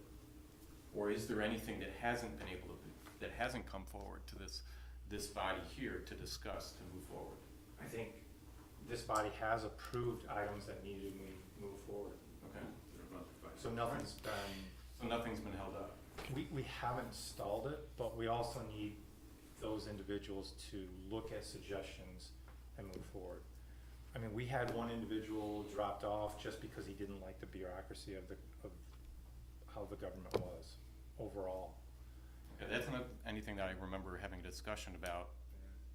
And another individual, we actually went out and saw because this is what he does for a living. He's an engineer for another company for airports, so it was good to have that knowledge base. And then it's just been extremely hard to get people to want to say yes to join in. One of the things that talking sales, like sales pitches, are what we're missing out on. I mean, I'm not understanding the people that are coming to the board that you're talking about. I mean, are they coming for? What are they coming for? Oh, so we've had we still haven't an ad hoc committee, Friends of the Airport, and they get together and then they come to the commission and talk about different ideas. Whether it's we did this for the 50th anniversary, right? Items like that, air shows. One of the things that I would suggest, and I have to tell you that I am not as clear about it as I'd like to be, is what the current charge of the airport commission is. I had Emily has moved a name to me. I had some quick conversations with the individual who wants to know a bit more specifically what the charge is, what is the expectation of somebody who might join the airport commission specifically. And I think there's probably some confusion even among this group as to what exactly would be the sales pitch. You need to know what it is that you're selling. And so I suggest that maybe we would benefit by all knowing specifically what the charge of the airport commission is. I've got, obviously, I think Glenn and I have had some conversation around ideas that I think should be incorporated into that. Maybe that's something that the council as a body should be weighing in on. And then when you're talking about one more assignment to the city administrator, who I know is pretty heavily tasked, that we maybe take a look at that and see, is that in fact even an appropriate thing to say, well, you know, the city administrator can run that, or is that really more likely a commission that should be, you know, functioning at either level it is or a level that we expect it to, in which case we need to know what we need to say to people in order to bring them to that. Dave? I would agree. I think maybe what needs to happen is go back to the original motion that was voted on. I mean, it was like, at this point, it might be 10 years ago, or 8 years ago, to look what the council voted on, because it should have the charge in that, I would assume. So, so, I don't know how to bring this up, let's get it. We have a city, what do we call it? City airport manager, right? No. Yeah, airport manager, it's Harry. That's a title. Right. That's a title that the What- FAA requires us to have. It's currently filled by the city clerk. Just answer my question. What is that? But could we do, because we do have this issue right now, is there any, can the council act as that committee to make sure we're getting stuff done? Absolutely. We have been. But maybe I we don't want to know. look, any decision that needed to be done, the council is taking care of it. Maybe we want to look at other ways to take care of that airport, and instead of having it run, if we can't have it run by a board or a commission, maybe we need to change it to a city department. What I'm gonna say. Mayor, if I could. Yes, go ahead. Let me jump in here, but the reason, we're kind of far afield from where we started out. This is the Charter Commission. We were bringing concepts to the council as to whether or not you wanted us to move forward with specific language on specific topics. If we're at the point where there is a consensus that the Charter Commission, you do not want the charter to move forward, or if you do want the charter to move forward, we need to know that so we can either move forward or not move forward. You can discuss what you want to do with the airport committee later, because that's not really that's not our charge. So if we could maybe bring it back to the question that's, Yeah, thank you, David. that's before you. Yeah, so that's a very good point. So we are, and it is something that we're not going to totally let go of here. I think there is value in this council seeing what the charges, going to David's point, that there's 8 years ago a motion generated through this council, through a previous council. This is the expectation of that airport commission will. I think it's valuable for everybody to see that, but what we're talking about right now is the charter and whether or not we're going to move forward with that, or we need to bring that back to the drawing board. It sounds like it goes back to us and to the drawing board. It doesn't sound like the term limits of 3 years is basically what or three consecutive terms. Well, no. Right? 2 council members here haven't chimed in. The 2 council members there have expressed their thoughts, but Emily and John, you haven't said anything. Are you looking in favor or not? I've been involved with Airport Commission and for quite some time. Not necessarily closely recently.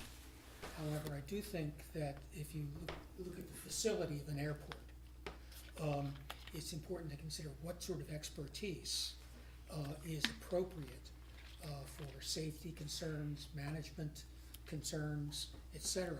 So it requires a commitment for someone or several people to develop an expertise about what it means to manage an airport.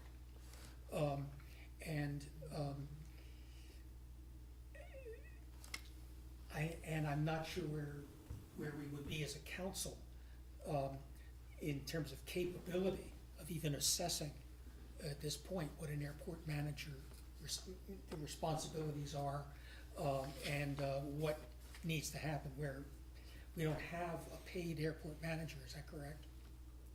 Well, yeah, we do. John, the question was about term limits, and I'm curious your opinion about term limits.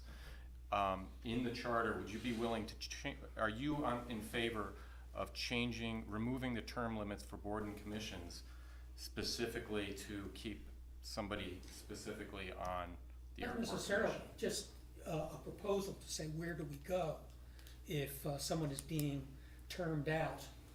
And where do we go in the week, the month, the quarter, when we no longer have a person who's exerting management oversight? Right, so, thank you, John. So, let's table the airport commission conversation right now.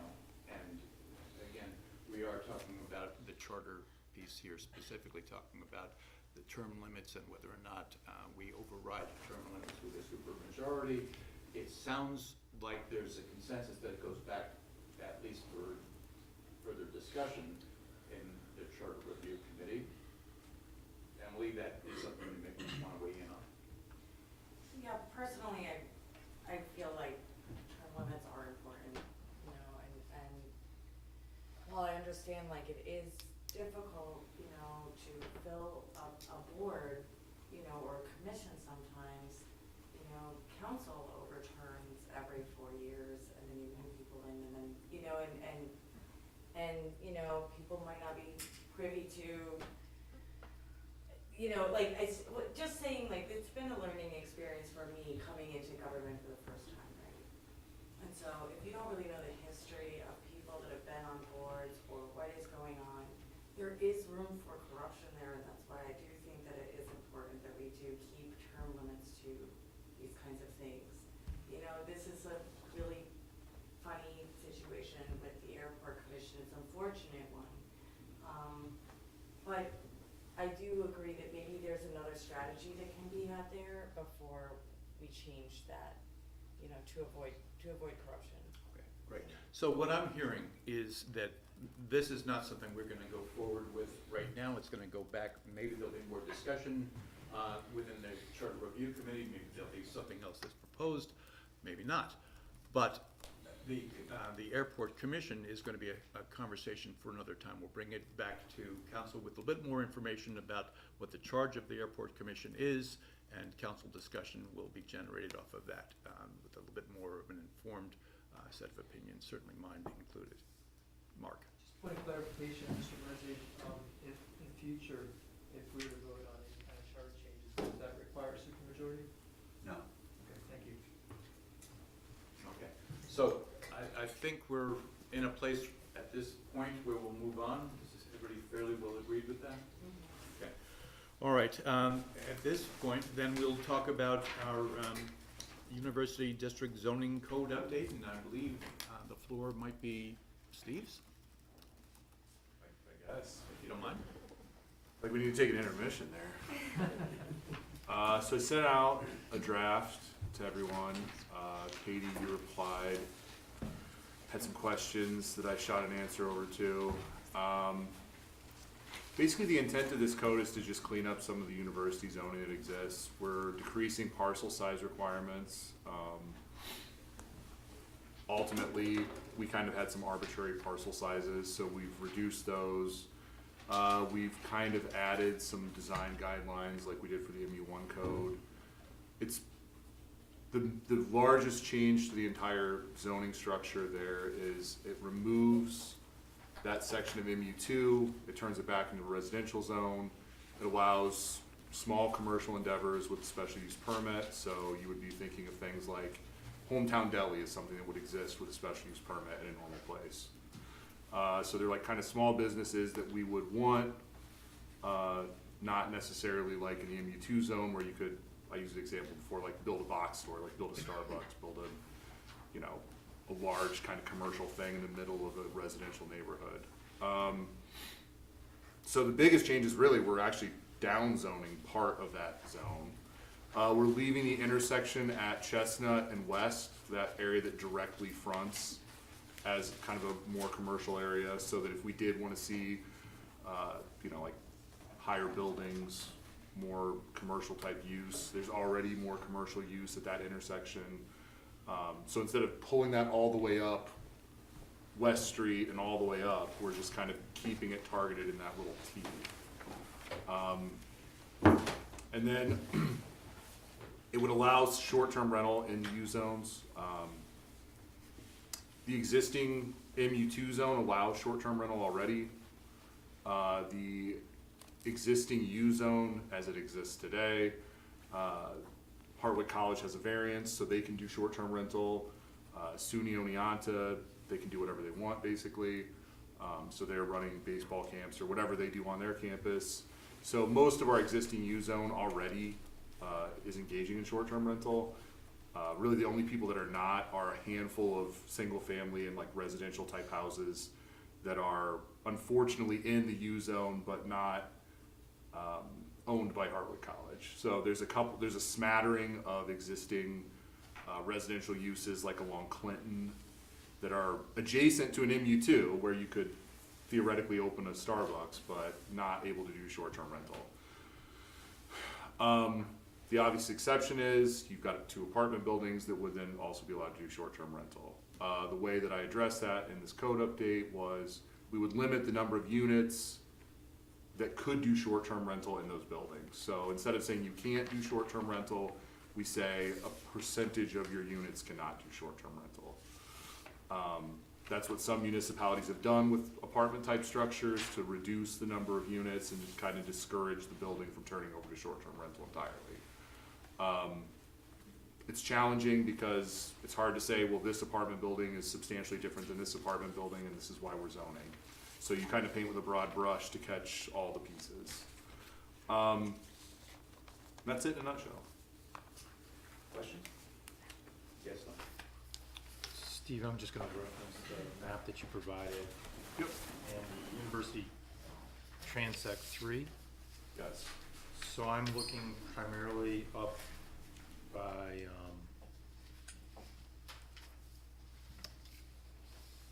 in Mark's ward there, up by, Hillside Commons. So the types of businesses that could be allowed, or types of adult activities that could be allowed in and around that, how much of a change would the residents see from today?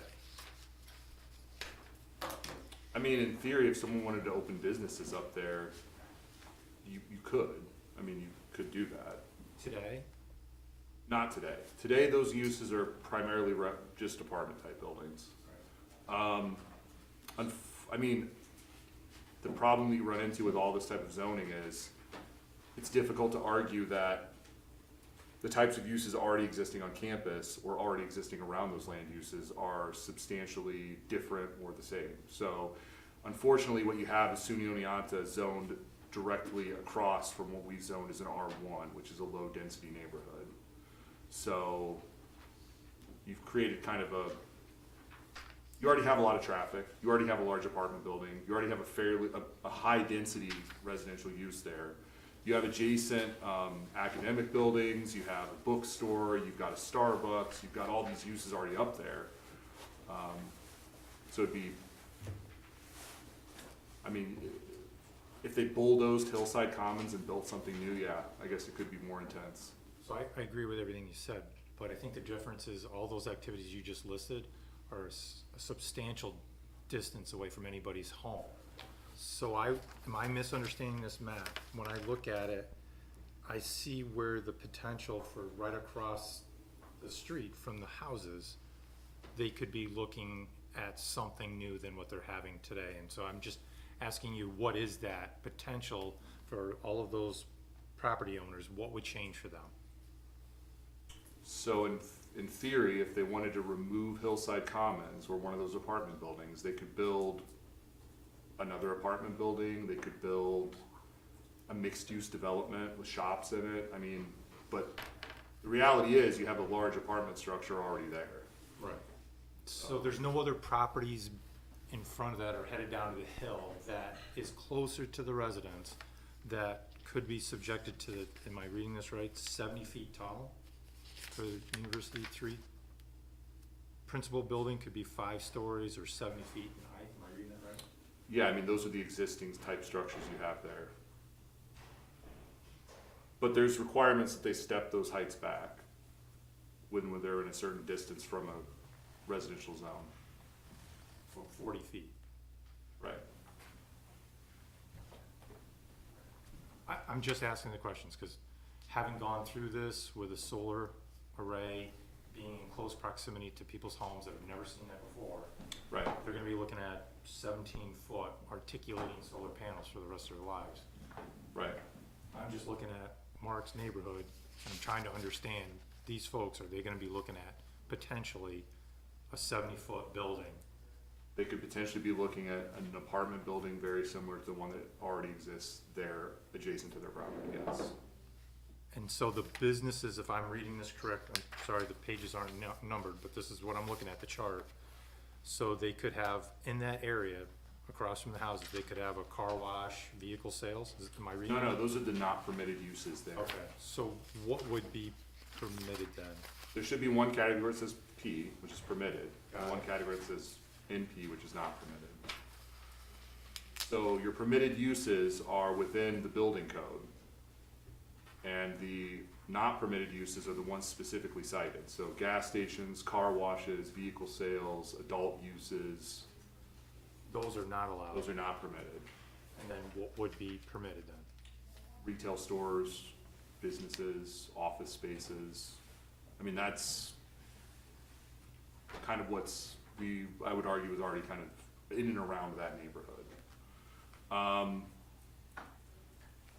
You know, I guess you could open a restaurant type business. I mean, there are other uses that are in that category. But arguably, you've already got two large apartment buildings right there that is already generating fairly regular traffic to and from the university, in and out of town. There's already buses that run up and down that section of road.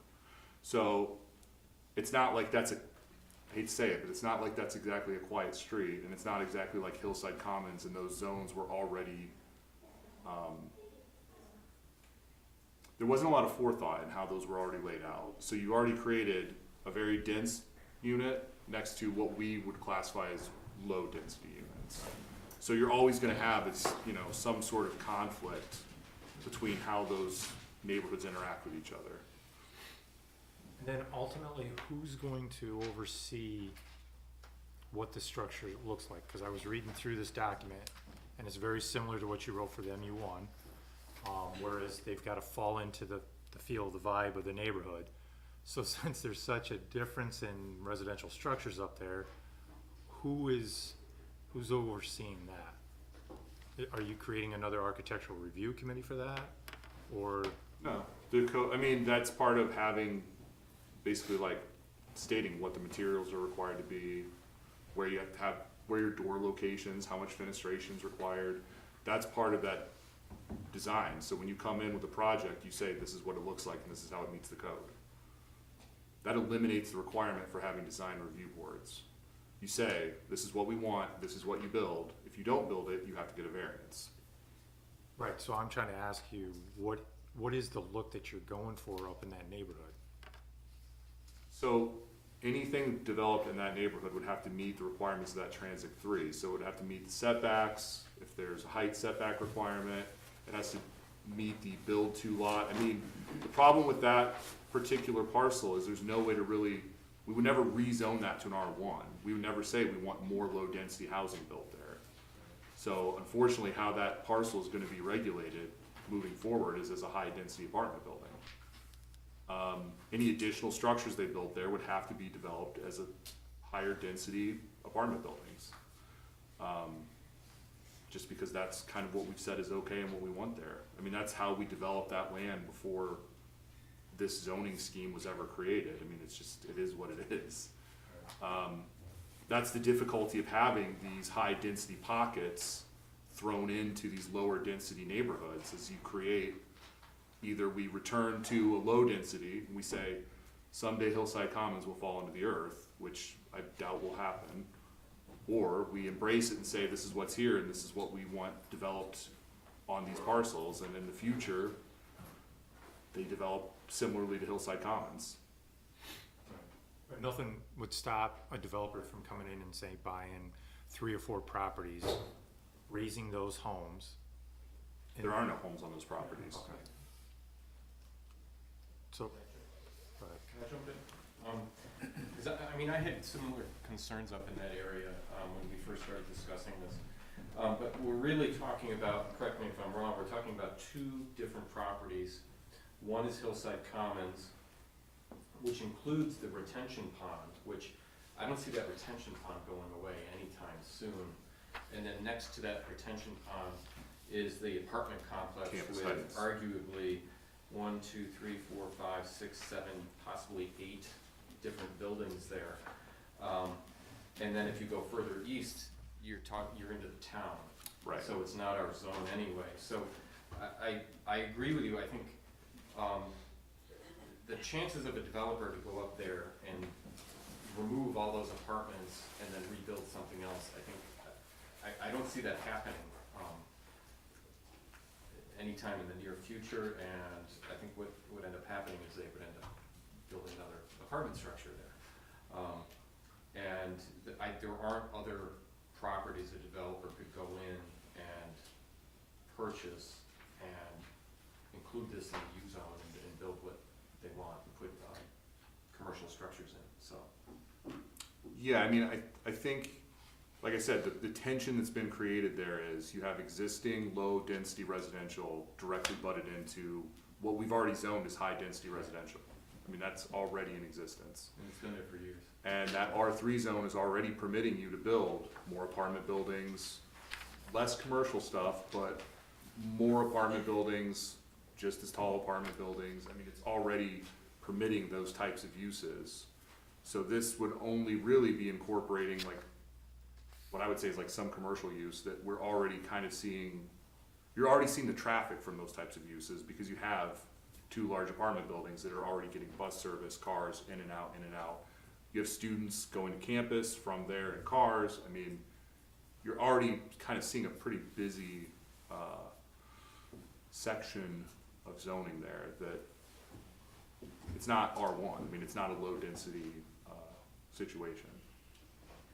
I mean, one option would be is you reduce the amount of commercial activity you would permit in those zones. But again, I don't see where you're going to have a demand to develop commercial property that far from downtown, that far from any sort of roads. I mean, it's a dead-end road essentially. So I don't know what driver there would be other than businesses that would open to supplement those apartment buildings or that would work in conjunction with those existing apartment uses. If anything, I wouldn't think it would be bad to have some sort of small grocery store, shop that those individuals could access at that point. So that's kind of the strategy or the thought process in developing that. Further discussion? So, again, we are, every time we talk about this, we say, so it sounds like we've got council consensus that this moves forward. So what I'll do is I'll draft the final kind of illustrations, put it in the final form. We can kind of develop like some actual design as to what these buildings would look like. Because if you look in the MU1 code, there's actual little schematics. So that would be part of this final draft document. I guess now is kind of a forever hold your peace moment. Is there any other similar situations that we could run into with Transect 1 or 2 with all the questions we've just went back and forth with? So Transect 1 and 2, there is a change actually. Hartwick's campus, we would be removing some of their property from the U zone and putting it into a planned unit development. I think it's unreasonable for the city to zone like 100 and something acres of empty land that we have no idea how Hartwick would ever plan to develop. Assigning one zoning scheme to that is just really, really problematic because it's one giant parcel. So we don't want to say sky's the limit on a giant chunk of land we have no control over. So by making Hartwick come to us and say, this is what we want to do, this is how we're going to subdivide it, this is how we would think the land should be used, we can actually then kind of review that process more holistically than being like, this is the zoning scheme for this entire giant parcel of land. The rest of it is actually downzoned, so the rest of it is going to a less dense, we're kind of taking out that MU2 where you can just plow through and do whatever you want, because that's what the entire triangle that goes up that is mostly Transect 1 and 2, or Transect 2 was formerly an MU2, so that used to be basically Chestnut Street. So we're actually reducing that land use, so you've got less likelihood of things like that happening in those neighborhoods. The only major change is probably the Hillside Common Zone. That's the only area that you're gonna see and I say that very hesitantly, potentially could see additional density. But again, it's a giant apartment building. It's already there. You gotta kind of just work around it. It's not gonna go away. I don't think we want it to go away. But I think the odds of it being entirely redeveloped into something brand new is fairly low.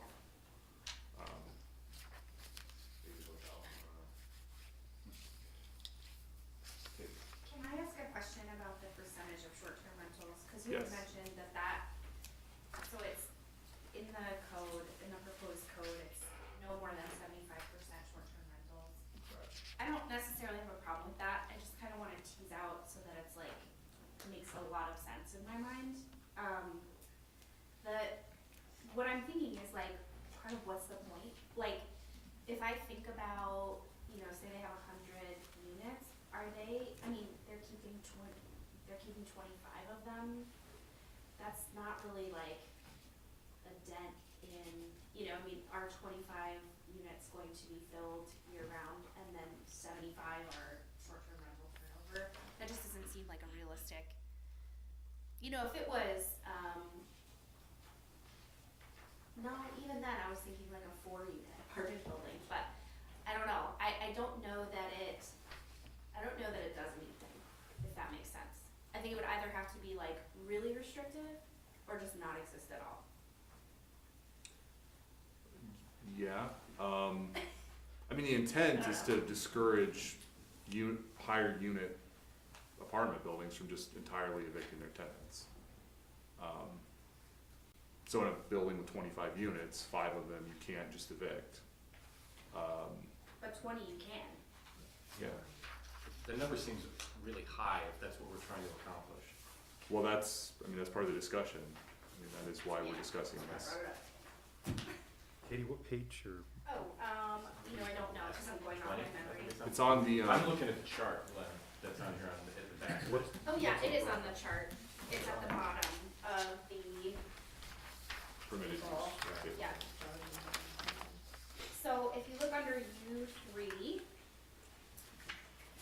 permitted residential, and you follow the asterisks, the 3 asterisks, it says apartments containing 4 or more dwelling units shall have no more than 75% for transient or short term. Yeah, I got it, thank you. Oh, you got it? Okay, Yeah, the sorry to. Bonnie flip came to over my that. rescue, she Okay. told me to chart. Yeah, that was a complete thought. So yeah, Thank you. if you're looking for feedback, I will say that I'm uncomfortable with that.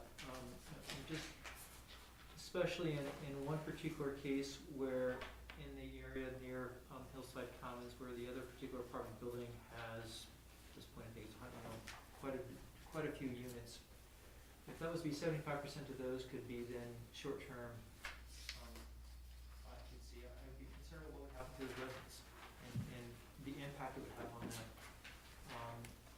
There's clearly money to be made in short-term rentals, and I would hate to see those folks kind of pushed out, and more students pushed in the off-season, and the impact that would have on our already really challenging rental market for average folks. So I'm concerned about that number. I would have preferred it if it were reversed. Yes. I would like to echo Mark's sentiments. As a renter in the city myself, it's extremely difficult to find decent housing. And honestly, personally, the idea of evicting folks for profit nauseates me. If I'm being very blunt, I would like to see this number much lower also. Steve, reversing that number or coming close to reversing that number is an issue? No. Yeah. That's why these are drafts. Right. So I think it's an excellent suggestion, and we also know, right now, in this moment, there isn't a potentially huge student market. It is a real risk that somebody would be taking to be renting any number of apartments for just the summer. So I don't know that the business model is something that would be that attractive. Dave? I'm rereading this again, just so I'm clear on what I'm reading. Apartments containing 4 or more dwelling units shall have no more than 75% of the total units. So you're talking apartment buildings, not an apartment unit with certain bedrooms, correct? Right, so we're talking about units, dwelling units. So if you have a 5-unit house, you can't exceed that 70, anything over 4 units. So we have 4-unit houses in the city right now that are just residential structures that people rent out for short-term rental. They have rental permits, they do it totally legally, it's totally fine. In that MU2 zone, they could already do it. Most of the area affected by this code could already do short-term rental at any capacity that they wanted. Would this change, excuse me, would this change then, I mean, I understand this now, but considering that one apartment complex up there has, I think I could arguably say that it got 8 buildings. Does this change this in any way? Does this make it, I'm just wondering if this makes it even worse, having it at 75%. Yeah, I mean, the trade-off was we either say you can't do short-term rental in the U zone, which was one option. Or the next option was we try to set thresholds as to how much short-term rental you can do. So if you're talking about how to regulate short-term rentals, you kind of have you either no way, or you say, well, you can do it, but under certain controlled number of units, number of square footage, like there's a lot of ways you can do it, but it's trying to find that kind of middle ground. So in some of the units in the EU district, you might have buildings that are 8-unit apartments that now are restricted from renting the whole building out as short-term rental. We have some buildings like that, where we would reduce their capacity. In buildings like this, you would obviously then increase their capacity to do short-term rental. So if we switched the number and we said, okay, you can do a 50-50 split, you have to keep half the units as full-time and half the units as short-term, you can set the number whatever you want. I mean, you guys run the ship, so. And again, to be clear, because they're not renting bedrooms, you're talking about the rental of an apartment. Yes. Yeah, so it They're changes, it's a very different business model relative to renting to students. Right. Student rentals are a little different. But just to be clear, I'm sorry if I could, whether I added students in or not, let's take students out of the equation. If they're just doing short-term rentals and they're sitting vacant the rest of the year, that means 75% potentially of those particular units are now not occupied by people living there year-round. Right. And so we're trying to look at, we have a housing commission that's trying to address some of our housing issues, one of them being rental. It doesn't seem that it would be in our best interest to create a law that would then allow for potentially 75% of those particular units to turn over and be moved out. That to me is highly problematic. It defeats what we're trying to do in other places in the city. Yeah, I agree. I understand the need that there might be for short-term rental, that there's a revenue generator there. I understand that, but I think that number needs to be reduced quite a bit so that we're able to lock in the residents that we have, who many of those folks have lived there for a long time, and make sure that we're kind of guaranteeing that they are able to stay there without having whatever might take place to be able to push them out for short-term rentals. Yeah, my point was that whatever you're going to make in the summer period, relative to the cost that you bear for having something be empty for 9 months is not, the best possible business strategy. So, to your point, I think, we're both on the same page here. Well, I don't wanna leave this to business strategies or not. I wanna make sure we preserve that right. So then why don't we just take that section out of this zone? We're talking about that one, I don't remember the name of that apartment building complex that you guys are referring to, but if you remove that so that they don't have the option for STR, so that those apartments stay for full-time residents, because I think the emphasis is trying to get Hillside Commons to STR. So if that's really the essence, is that your goal, Steve, to get to that? I think what becomes problematic then is you've now created a U parcel, an R3 parcel, an R1 parcel. The town has like an agricultural zone adjacent to it. I mean, the purpose of this was to bring all this into some sort of rational strategy, not to have a bunch of individually zoned parcels floating around like we currently do.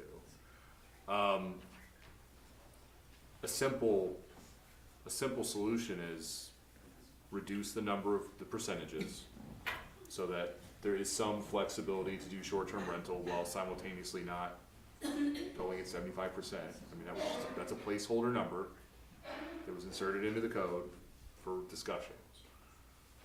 I mean, the other option is you do it with the, special use permit. I mean, maybe you come up with some sort of special use permit process.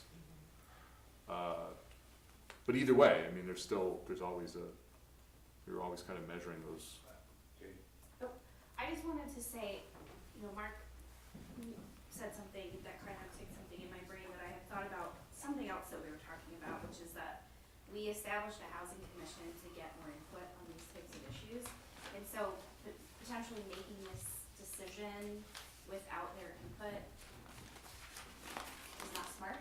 Should this be something that's also discussed with, like, whichever relevant group from the housing commission? Well, it would be the housing commission itself, probably, not one of the work groups. Okay, yeah, I mean, just about, okay, what does this change mean?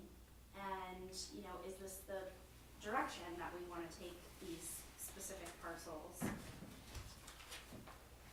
They ultimately would come back with a proposal to With a council recommendation. here. Right, a that's the recommendation to point. council here. But to me, it seems like we established the housing commission to advise us on housing, and we're not asking them to advise us. In this situation, I think there was one more where I thought of that. I don't know, just a suggestion.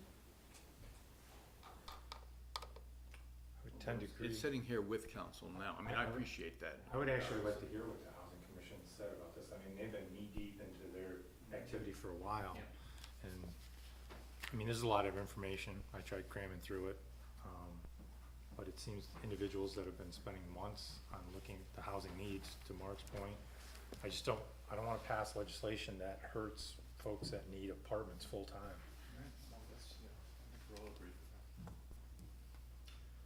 So the recommendation of this group is? So wait, before we go any further, Yes. before we bury ourselves any further in this, what I will do is I will continue to finalize this draft, because really what this amounts to is like delete 3 times. I mean, like, this isn't this sounds like a major change, because philosophically it's a major change, but really on paper it's like delete, delete, delete, and it's fine. Mark, can I? Yes. Yeah, I immediately went back to the intent of this, which really is about implementing zoning regulations that's consistent with a comprehensive plan. But I agree with Stephen, and I think the only point of this whole plan that I think the majority of the discussion is taking place around is up around Hillside Commons and that apartment complex, in trying to protect tenants that want to live there. I disagree with the 75%, but I understand you threw a number in there, we had to throw a number in there. Got to talk. But I also know in any apartment complex, there's full units and there's empty units at any given time. And I think it's okay to give them the flexibility if there's an empty unit, depending on what it is. I sat here and figured out approximately, knowing what I know for renting a 3-bedroom house over the summer, how much money you can make, and versus what typical going rate for an apartment complex, what they would make for the whole year, and it's a significant amount of money if they wiped out that entire apartment complex and did it 9 months. It did it for 8 weeks in the summer, and that's it. So, I would be okay with reducing that number way down, because I think the rest of this plan is so important to get done. I think this could be a sticking point, possibly forever, if we wanted it to be. The Housing Commission is doing work. There's other things that they're doing. I think they're addressing more of, in my opinion, I think what they're addressing is global housing within our community. And this is one little point that they may not have a discussion on anytime soon. We could ask their opinion after we have a final draft of this and see if they want to Yeah, provide. that was my point, is that it's in council now, and, you Yeah. know, I'm I a huge agree. supporter of the housing commission, obviously. But I would put forward, like, let's say no more than 20% of the units, or 10% of the units. I mean, I would be fine with that I'm number. just curious what the math was, I hadn't actually done the math in my head. Based on just the numbers, I would say minimum, they'd make 1.5 million in 8 weeks. And how many units? And I'm guessing on how many units are there based on, I may be wrong on the number of apartment buildings, but based on the buildings there and what's probably in there and what I see in the apartment complex next to me, you know, they could potentially make, you know, upwards of $1 million over 12 months just renting out to people. Or that's what they would take in just for. So it's about $500,000 So difference. it's significantly more lucrative to rent out for 8 weeks and then figure something out the rest of the year. I don't think they would do that, but I don't think anybody here wants No, that. and that was be Mark's kicked out point of there. too, and I'm with you. You want to protect the people, Right. you know, for long-term residency. That is the whole point. But we want to give them the flexibility to use, and if there's anything empty for a month or two. Right. So we're looking at a smaller percentage, bottom line, is essentially what this council is Well, I don't know directing you to do. I'm so sorry Go to ahead. jump in, but I don't know if that addresses what you're saying, which is, you know, we wanna give them flexibility if their units are open to be able to use them as short-term rental. I don't care if that's 100% of the building. With, you know, in the case of Hillside Commons, you know, they're doing, I don't know what their leases are, but semester, you know, 1 semester or 2 semester leases, and then the whole building is empty. Well, they would have to give somebody only a 10-month lease, and looking at the people that live up there, a lot of them are professors that live there. I don't know that they. Hillside Commons? Are you I'm talking talking about about them Hillside Commons? specifically. Hillside Commons. Yeah, because Oh, they're renting okay. right to students on a semester schedule, and then their whole building is empty over the summer. So I wouldn't care, I mean, it seems antithetical to say, oh, it can only be 20% of your units, then you, Oh, I see what you're saying. you know, because then they have 80% of their units that are still empty, and it doesn't really solve the problem of how can they rent these units when there's nobody in them. So how do we solve for that so that they're not saying, I don't you think- know, oh, they're yeah. empty, and, go ahead. Yeah. Can we write in law about the lease? Because she just made me think of it. So Hillside Commons lease is 10 months. The other building, they've got to be a 12-month lease, what they're going for. No. So can we do that or not? They have 1 year, and then we looked into it. They're on month-to-month leases in that place. On which one? The Hillside. No. other one. At the other one. I'm You're on gonna month to Google month? so we can use the Yeah, name. so Campus Heights has a very, like, not So year-round if we had rental. said something like, if you have more than 50% of your leases are 12 months, then you can only have 10% STR. Every landlord goes out and just writes a new lease. Yeah, exactly. I mean, so that this is all welcome to zoning. So there are a lot of you But know, this conversation is extremely useful, because we want to get to a place where we have some sort of resolution, some sort of direction. Yeah, I mean, I would just like, as a position, I certainly have no problem, at least as far as I can tell from the context that I have right now, with Hillside Commons using their spaces in the months that they would otherwise be unutilized. That doesn't bother me. It's a matter of how we legislate it so that it doesn't evict tenants and we don't turn housing over into short-term rentals. I totally agree, but maybe we're looking at this the wrong way, that we have no problem with Hillside renting this out. The issue is a place like the other apartment complex removing people, so we should focus on that. And if Hillside Commons can only rent out 10%, 20% as short-term rentals, so be it, because nobody has an issue with that. The issue is, the number one issue is to protect the other apartment buildings. So I think if we focus on that, we're taking care of what we're trying to take care of. Well, that's why I suggested taking it out of that track. Right, and we had discussed that. Stephen is saying that causes. Right, Len, we had actually discussed that in the committee, And I think it was one of the first things we discussed, like, why can't we break that up? And Yeah, I mean, so like, Doesn't what seem you could good. do is you could be like, okay, I'll evict all my tenants tomorrow, and then my building's empty, and I'll rewrite a new lease that says, I signed 10-month lease. I mean, you can kind of, I mean, if you play it out, you can kind of devil's advocate a lot of different scenarios where, like, I thought about, special use permits, but the problem then becomes is if I'm a landlord and I wanna be strategic about it, I could create the scenario that triggers me the ability to apply for a special use permit. So you you end up being able to kind of make up ways to get around the law, which is, we have that all the time with everything, but. Scott's a lawyer before. So, Well, and that's kind of where I'm headed with this, Dave, is Yeah, I know. that it's very difficult to tell one landlord you have to do this and another landlord you have to do this. We typically have to have a pretty level playing field. So, because we kind of gone around and around now, do you need anything from us? Do you got enough information to go back and do something to come back to us with something else? Or, Yep. I threw that out. because I don't see us resolving too much more. Yeah, so like I said, what I'll do is I'll just finish drafting it.